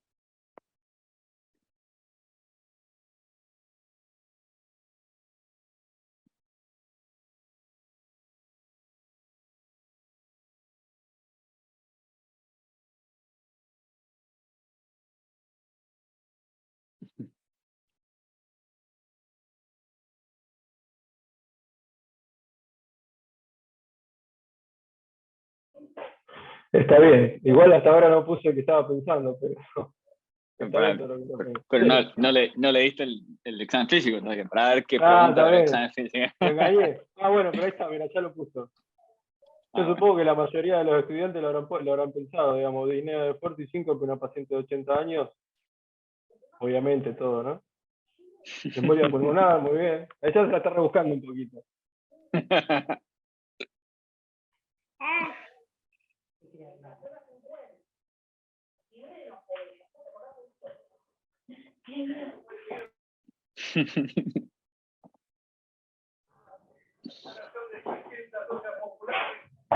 Bueno, lo El del doctor estetoscopio. Google está perdiendo, ¿eh? Eh,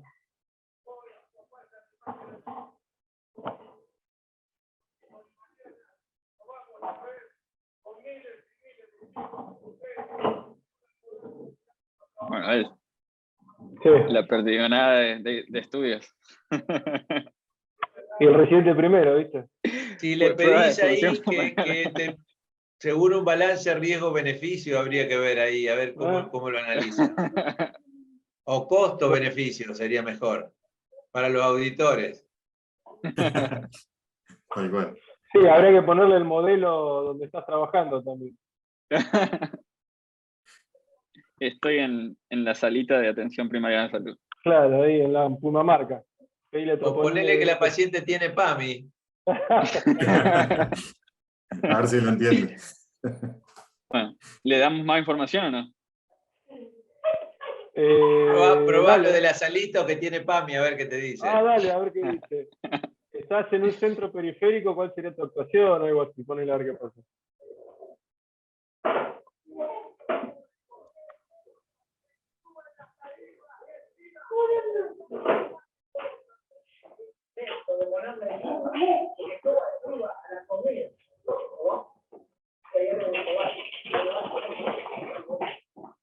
¿Le queremos dar algo de examen físico o no? Un soplo cardíaco, presente un soplo cardíaco, ponelo así, viste, misterioso.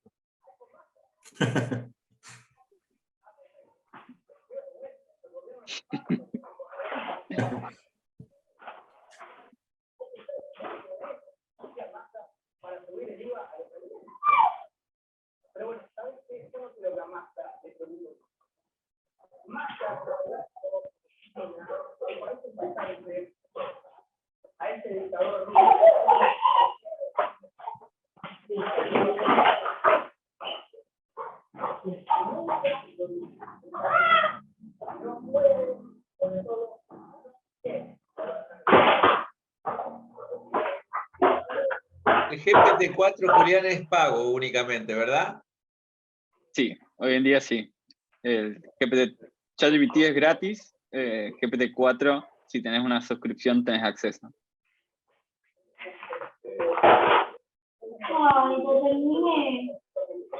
¿Estás de acuerdo, Luciano, ¿estás de acuerdo que el número 1 es SG? Se lo dejo al cardiólogo. Sí, la sala periférica la mayoría de los lugares tiene SG ahora.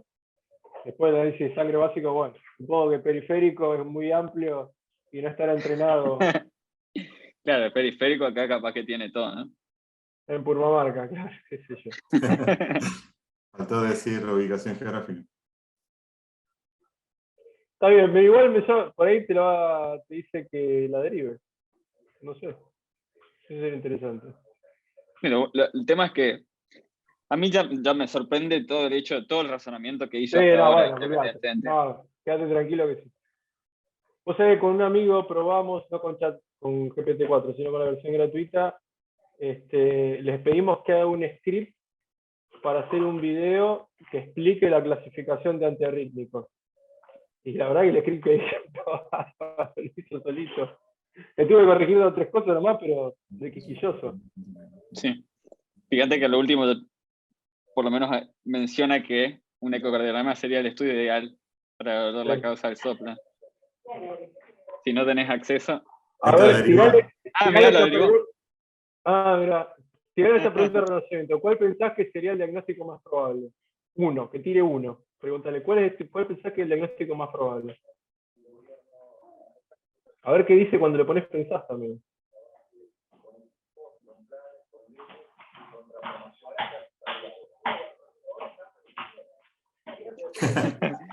Siempre Una cosa importante que lo interesante aclare.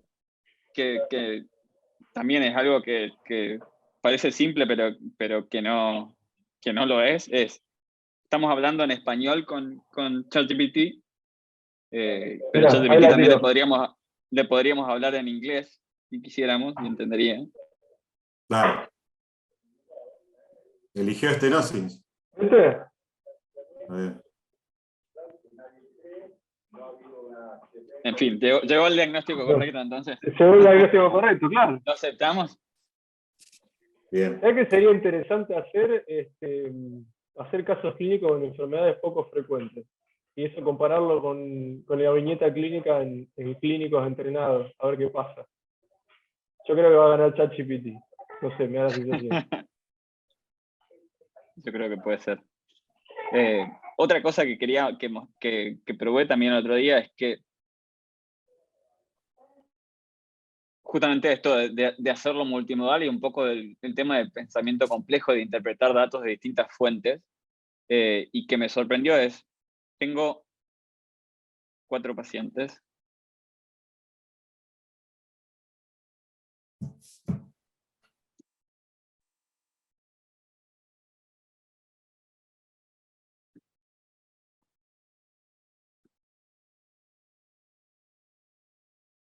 Y ahora les voy a... Básicamente tengo un Excel acá, o un CSV, con datos de pacientes a distintos horarios.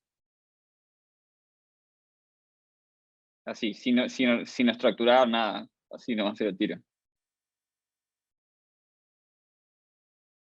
Claro, solo entiende la estructura que tienen los datos. Si se pueden ver, o sea, tengo paciente, pongo un ID, ¿Sí? y le pongo la glucosa del paciente, que no le pongo ni siquiera qué medida es, y el horario. Entonces, cómo va cambiando de acuerdo al horario. Y él ya entiende que hay 4 pacientes diferentes.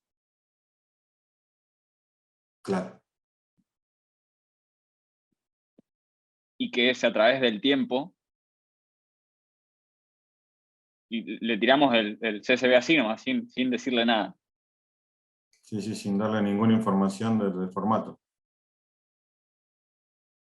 Si se fijan, digamos, 400 de 500 las horas 3 y 4, y si vamos al paciente 1, paciente 1 tenía 120, después 180, después 400 a las 3, después 500 a las 4.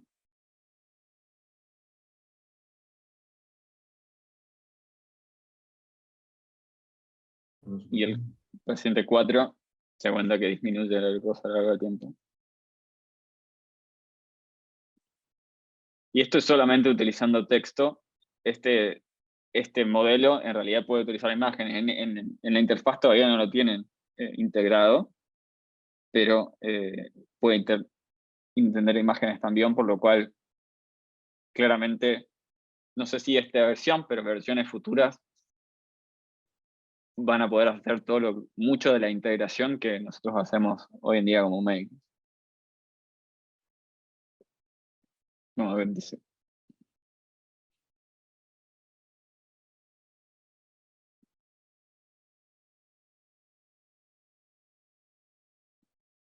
Bueno. Este análisis a mí también me sorprendió porque me parece que no es nada trivial hacerlo directamente con texto, ¿no? Sí, la verdad que es muy interesante eso. Yo no sabía que podía identificar data tabular de esa manera. Bueno, Sí. las imágenes. Es muy bueno, es muy bueno. Sí, sí. Como ejemplo excelente, ¿sí? Como puede interpretar datos con esa seguridad. Bueno, excelente, Julio. Así que bueno, ¿algún otro caso, algo que le quieran preguntar a GPT-4, a alguien de la audiencia? Yo creo que acá los más seniors deberían reivindicarse y tratar de ganarle a la máquina como Kasparov y el que Eso sería jugaba buenísimo. al Go, ¿cómo se llamaba? El coreano era coreano, ¿no? Si vieron AlphaGo en Netflix, a esa persona, el campeón mundial de Go. Ah, No sé el nombre. Fernando, Voy a ¿lo querés perder probar? seguro.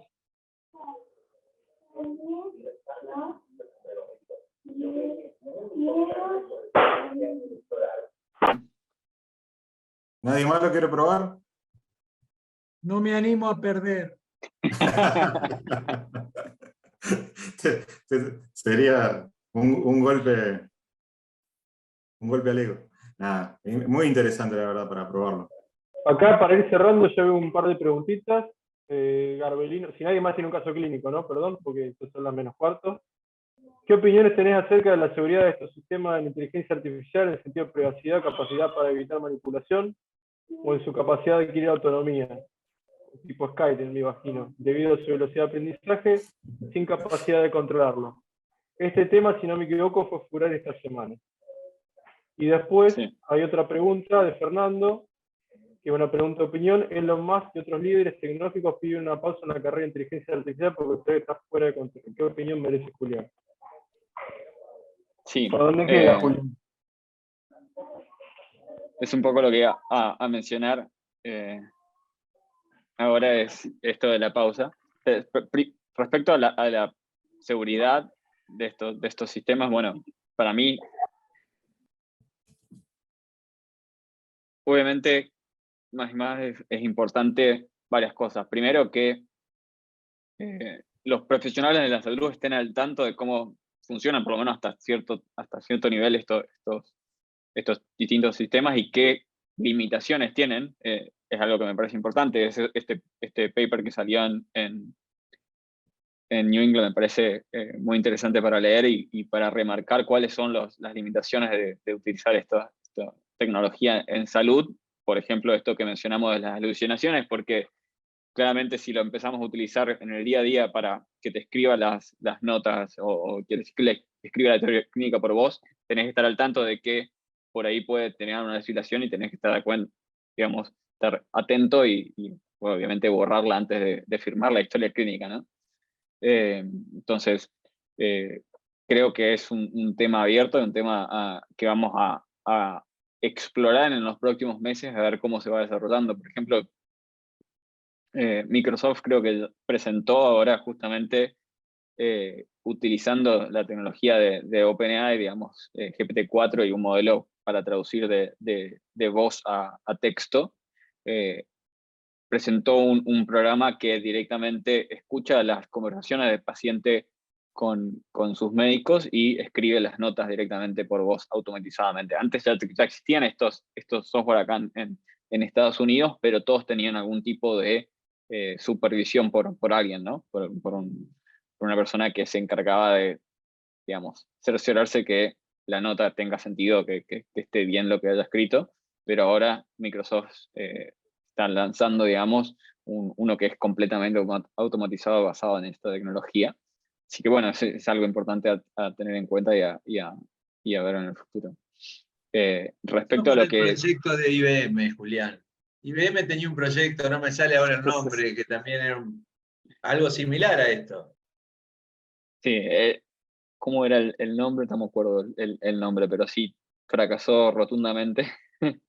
Lo terminaron vendiendo hace poco, creo. Bueno, no sé si a poco, pero lo terminaron vendiendo por partes, básicamente, a ese proyecto. Pero básicamente la tecnología que se utilizaba en ese proyecto de IBM claramente no llega ni a los talones a lo que es hoy en día, digamos. Y estaba entrenado en una base de datos limitada, creo que era para manejar pacientes con cáncer, para elegir el tratamiento correcto. Y claramente no podía generalizar a otro tipo de pacientes. Pero sí, ese proyecto fracasó en su momento. Veremos cómo salimos con esto. Yo la verdad siempre fui un poco escéptico hasta qué punto podíamos llegar a suplir, digamos, la función de los médicos con inteligencia artificial. En los últimos meses se me está yendo un poco el escepticismo, la verdad. No digo que va a reemplazar a los médicos, por lo menos espero que no, pero cada vez yo creo que va a poder ayudarnos de manera más importante. Y bueno, para tocar un poco a lo último de esto que mencionaban, sí, es debatible. Yo la verdad no tengo una posición que les pueda decir respecto a qué posición tomar respecto a esta carta que están firmando distintas personas como Elon Musk y otros personajes de todo lo que es la comunidad tecnológica y comunidad de inteligencia artificial respecto a pausar los experimentos de inteligencia artificial de esta escala, ¿no? Pausar el entrenamiento de los modelos que sean más grandes que GPT-4, que es el que estuvimos manejando hasta ahora. Pausar por lo menos 6 meses para poder desarrollar y regular estas tecnologías antes de que sean implementadas.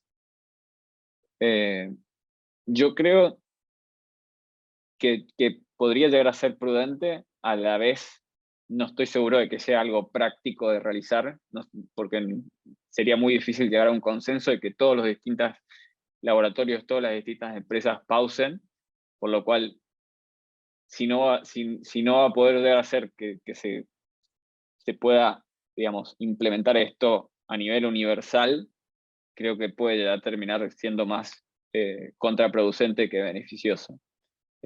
Pero no sé qué opinan ustedes al respecto. Yo particularmente adhiero lo que piensa Neil deGrasse Tyson, que es un astrofísico que es bastante mediático, y muy interesante ciertas cosas que él piensa. Y cuando le preguntan a Neil deGrasse Tyson si no le preocupa que le reemplace el ChatGPT o que pierdan trabajos, él me dice, pero vos fíjate, vos le pedís al ChatGPT que escriba un poema o que ponerle que genere en un futuro van a generar imágenes como si fuera tal persona. Pero hasta ahora, por lo menos, carecen del componente de generar una tendencia nueva. Entonces, para poder generar un producto nuevo que no esté visto, porque cuando vos entrenás una inteligencia artificial, el algoritmo tenés que hacerlo sobre datos y sobre cosas que ya están hechas. Todavía no pueden generar, hasta donde yo sé, datos nuevos a partir de la nada, o sintetizando cosas, o crear un nuevo estilo de pintura, o un nuevo estilo de música, o un nuevo estilo de escritura o de poema. Con lo cual, ahí todavía tenemos nuestra computadora biológica, que todavía nosotros no sabemos bien cómo funciona, una superioridad. Más allá de que el ChatGPT pueda hacer este tipo de cosas de manera automática.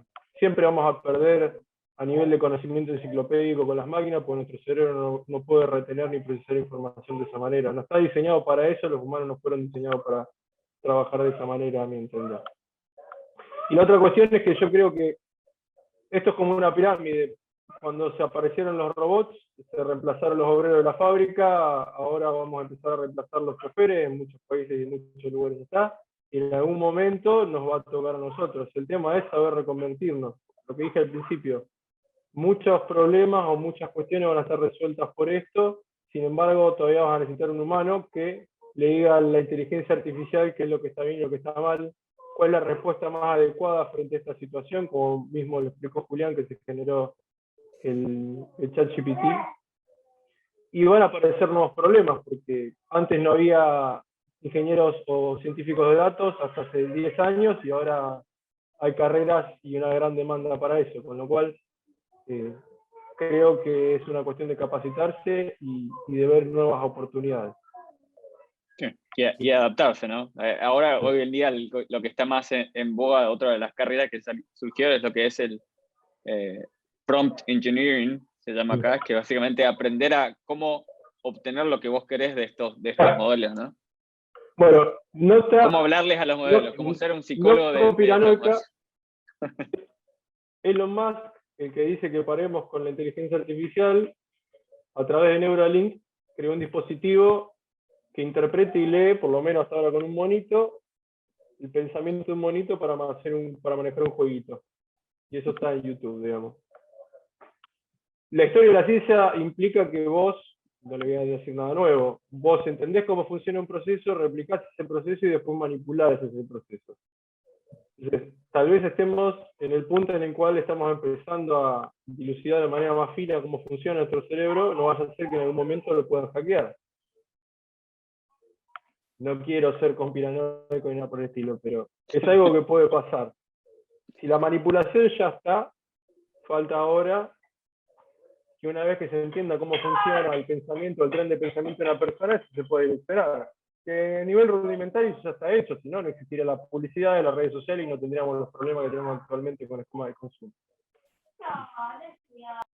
Si te interesa esto de hackear, te recomiendo un libro de ciencia ficción que se llama Nexus.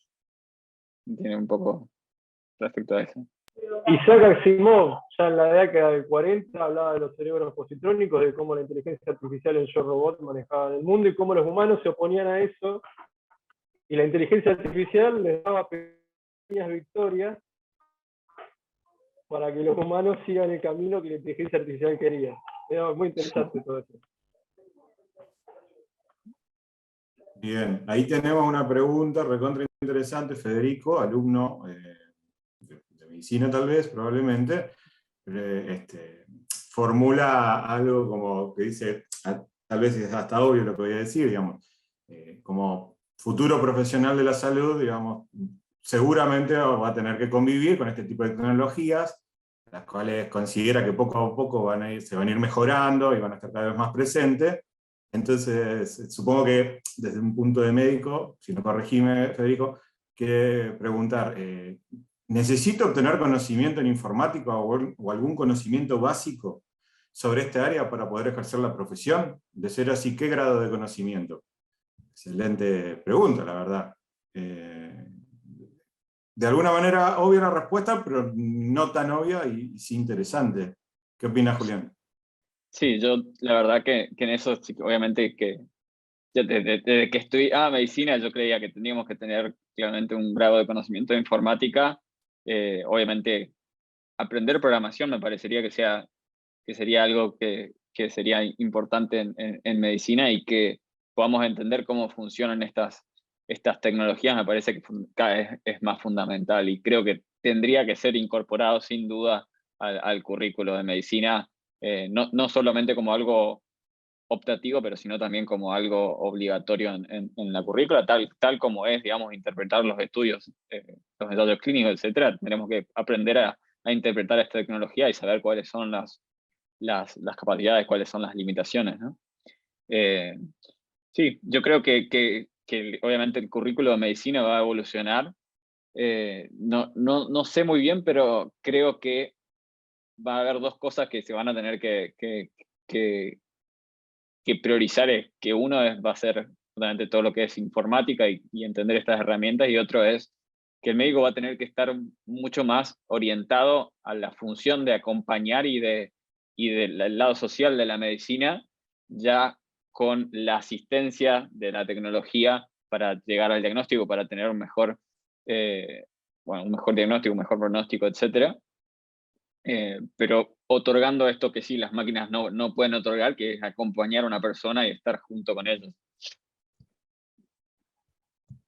Correcto, Federico, y también por dar un ejemplo, a ver, Milo, Fernando pueden opinar, hace no mucho tiempo surge la residencia en informática médica, ¿no? Que la tiene el italiano, la tienen algunas serie de hospitales más, que de alguna manera fue este camino, en un momento de decir, las residencias en medicina parecían estar más o menos ya inventadas, entre comillas, ya se sabía por dónde se podía ir, y de repente aparece una nueva residencia para el médico recién recibido que está abocada a la tecnología, a la informática, y poder aprovechar dentro de su expertise y de su nueva formación médica, meterse en la tecnología de lleno. Yo creo que están apuntando a dos cosas diferentes de la pregunta. No me acuerdo el nombre. Federico. Federico, una tiene que ver con esto que vos decís, y de repente sí, y está claro, y es la tendencia, y hoy la gran discusión, la evolución del conocimiento es tan rápido que se está discutiendo incluso hasta la duración de las carreras, porque terminamos de estudiarla y por ahí va a cambiar, y ni hablar si uno va a contar con la ayuda de la tecnología. De repente muchas de las cosas que nosotros teníamos que entrenar, por ahí la tecnología la va a hacer más rápido posiblemente, o no lo sé. La otra tiene que ver, y Federico lo manifestó, y ahí creo que tenemos opiniones relativamente encontradas. Los médicos nos entrenamos en general y por nuestra formación tenemos el defecto de que muchas cosas queremos saber desde dónde viene, que se abre una computadora y a ver cómo funciona la computadora hasta que llega, cuando en realidad lo de todos los días, cuando uno va al cajero y todo, lo que tiene que aprender es a usarla, y después cómo funciona le corresponderá al especialista que la programa y cómo llego yo a usar el cajero automático, qué sé yo. Entonces, creo que ahí el límite está hasta dónde uno tiene que saber de terminología, de el uso, de qué facilidades tiene de esa tecnología, pero de ahí a lo que decían recién en una residencia de informática, o por ahí a lo mejor, Julián, sí, yo no conozco, pero siempre fue un déficit que me hubiera, ya es personal. Hasta cierto punto los chicos hoy empiezan a aprender desde el jardín la programación. Creo que a lo mejor vos te referís a la lógica de pensamiento de la programación como para poder lograr entender de dónde viene esto. Después todo lo demás le corresponderá al técnico que está atrás de todo esto, y sí por ahí entrenarnos para el día de mañana poder diferenciar lo que viene de una máquina o lo que viene de un humano, que va a ser el problema en el futuro, ¿no? Correcto. Sí. Guillermina dice que ella cree que cualquier carrera que tenga uso de datos debería tener en su currícula formación o dar herramientas para entender este tipo de tecnologías. Y bueno, totalmente de acuerdo. Y Tomás dice por ahí, hay posgrados de inteligencia artificial en los hospitales de Buenos Aires. Sí, totalmente. Y de hecho, digamos, suena que nos vamos a vender, pero con Luciano ya tenemos bastante adelantado un posgrado de ciencia de datos, un curso de posgrado, ¿no? De ciencia de datos en medicina o en ciencias de la salud, para implementar el cuatrimestre que viene. Así que si todo va bien, en agosto estaremos viendo en FCM UNL el primer posgrado de ciencias de datos para profesionales de salud. Ahora, es muy loco lo que están planteando, perdón Luciano, pero fíjense, por un lado estamos planteando al elitista, debemos apuntar a eso sin ninguna duda, y por el otro lado yo me encuentro con alumnos que llegan a sexto año y no saben interpretar un paper básico y elemental. O se lo creen porque lo publicó New England. Y entonces vos decís, pero loco, pero vos te fijaste que esto adolece de todos los defectos metodológicos que uno pudiera criticar, o porque está esponsoreado, o porque, y nosotros buscamos inteligencia artificial a un posgrado. Ese argumento me viene a clavo justo lo que estaba por decir, porque como vos bien dijiste, uno tiene que saber entender de dónde viene. Y bueno, lo mismo se puede hablar de metodología de la investigación y todo lo que hablábamos dentro de la facultad, de lo que es un buen paper, de lo que es un buen estudio, y si tiene sesgo o no tiene sesgo, con lo cual, digamos, yo no me sé la fórmula de chi cuadrado, pero entiendo cuándo se tiene que usar y qué quiere decir cuando tenés un resultado de eso. Eso es una. Después, y no es menor, porque ahora que soy padre me pasa, uno carece de la visión de dónde estaba parado cuando estaba en ese lugar. Y yo la verdad que yo soy fanático de la cardiología, pero no sabía nada de cardiología cuando terminé la facultad, con lo cual vos me podés decir, agarro un chico de la facultad ahora y la verdad que probablemente lo evalúo bajo mis estándares y probablemente lo pueda pasear, a menos que sea un iluminado. Digamos, me parece que va por ese lado también la segunda parte. Sí, ¿qué tenés que saber? Es muy difícil. De donde lo que pretendas hacer en el futuro también tiene que involucrar esa respuesta, digamos. Si vos te dedicás a lo que quería hacer Julián, o te dedicás a la metodología de investigación o al sanitarismo, o te dedicás a hacer atención primaria de la salud, es claramente distinto lo que vas a pretender de todo esto, ¿no? Sí, totalmente. Repreguntó Federico si tiene que saber, más que una residencia, un posgrado, si tiene que saber programación, o si será obligatorio saber programación y utilizar inteligencia artificial. Y bueno, esa misma pregunta se habrán hecho en un momento los médicos cuando estaban estudiando y de repente se hablaban de las nuevas tecnologías como la tomografía, la resonancia y el ecocardiograma. Estaban estudiando y todavía lo escuchaban como algo que recién salía y yo voy a tener que saber sobre resonancia y sobre tomografía. Y bueno, el tiempo, como dice Luciano, es sabio y termina mostrando que sí, que la gran mayoría de las especialidades tienen que saber eso. Probablemente, veremos con el tiempo que pasa, pero probablemente la respuesta sea la misma. El tiempo dirá que sí, vas a tener que saber sobre, o la mayoría de los médicos van a tener que saber sobre, por lo menos, conceptos o pensamiento relacionado a la programación, y saber que hay herramientas de inteligencia artificial que se van a poder usar y van a ser de apoyo totalmente útiles para el apoyo a la toma de decisiones médicas. Sí, yo creo que en 15 años ni siquiera nos vamos a plantear esto, como usamos el celular, ¿viste? Claro. A mí me pasó un cambio generacional muy fuerte cuando fui jefe de residente y daba las clases de la residencia, me molestaba en el celular mientras yo estaba dando la clase, y supongo que a muchos de ustedes les pasa lo mismo, pero en realidad lo que estaban haciendo flaco era buscando lo que yo les estaba diciendo o el paper que estaban viendo en la diapositiva. Digamos, tal vez ahora el uso del celular en el secundario, que yo tenía contacto con gente secundario, como que tiene sentido de usar, y antes no lo podía llevar, digamos. Yo no viví el primer tiempo de celular en secundaria, está claro, ¿no? Pero, digo, son cosas que en un momento están cuestionadas y finalmente después se incorporan como una herramienta más. Ustedes son jovencitos. Son jovencitos. Qué lejos estamos con el doctor Fernando Redondo de cuando usábamos en el 91 el Multimate como procesador de texto. Mirá. ¡Ja! Que mil lo hable por él. Sí, no, estamos en otro planeta. Ahora, es muy interesante cómo vamos a poder concatenar los que enseñamos especialmente clínica médica en el sentido del primer nivel de atención, esta situación con estas cuestiones que naturalmente van a llegar para quedarse. Yo hago una similitud también en los fanáticos de la clínica médica, lo que era aprender con el paciente y después la oposición brutal que hubo contra la simulación. Yo un poco mi análisis de Morena al inicio respecto del pensamiento complejo es muy útil, por eso sabemos que hay enfermedades, no enfermos, al revés, que no hay enfermedades sino enfermos, pero de cualquier modo el pensamiento complejo es una suma algebraica de situaciones que pone en situación frente a una probabilidad diagnóstica, naturalmente seguro en el futuro con más o menos cuestiones de programas, sin preguntarnos mucho, fundamentalmente para los neófitos como yo de la computación, sin preguntarnos mucho, empezar a usarla y ver qué resultados tenemos. Claro, excelente. Yo creo, Federico, para contestarte la pregunta, primero tenés que ver qué querés hacer de tu vida. Y después, en base a eso, decidir qué va a aprender, porque no podés aprender todo al nivel que a uno le gustaría.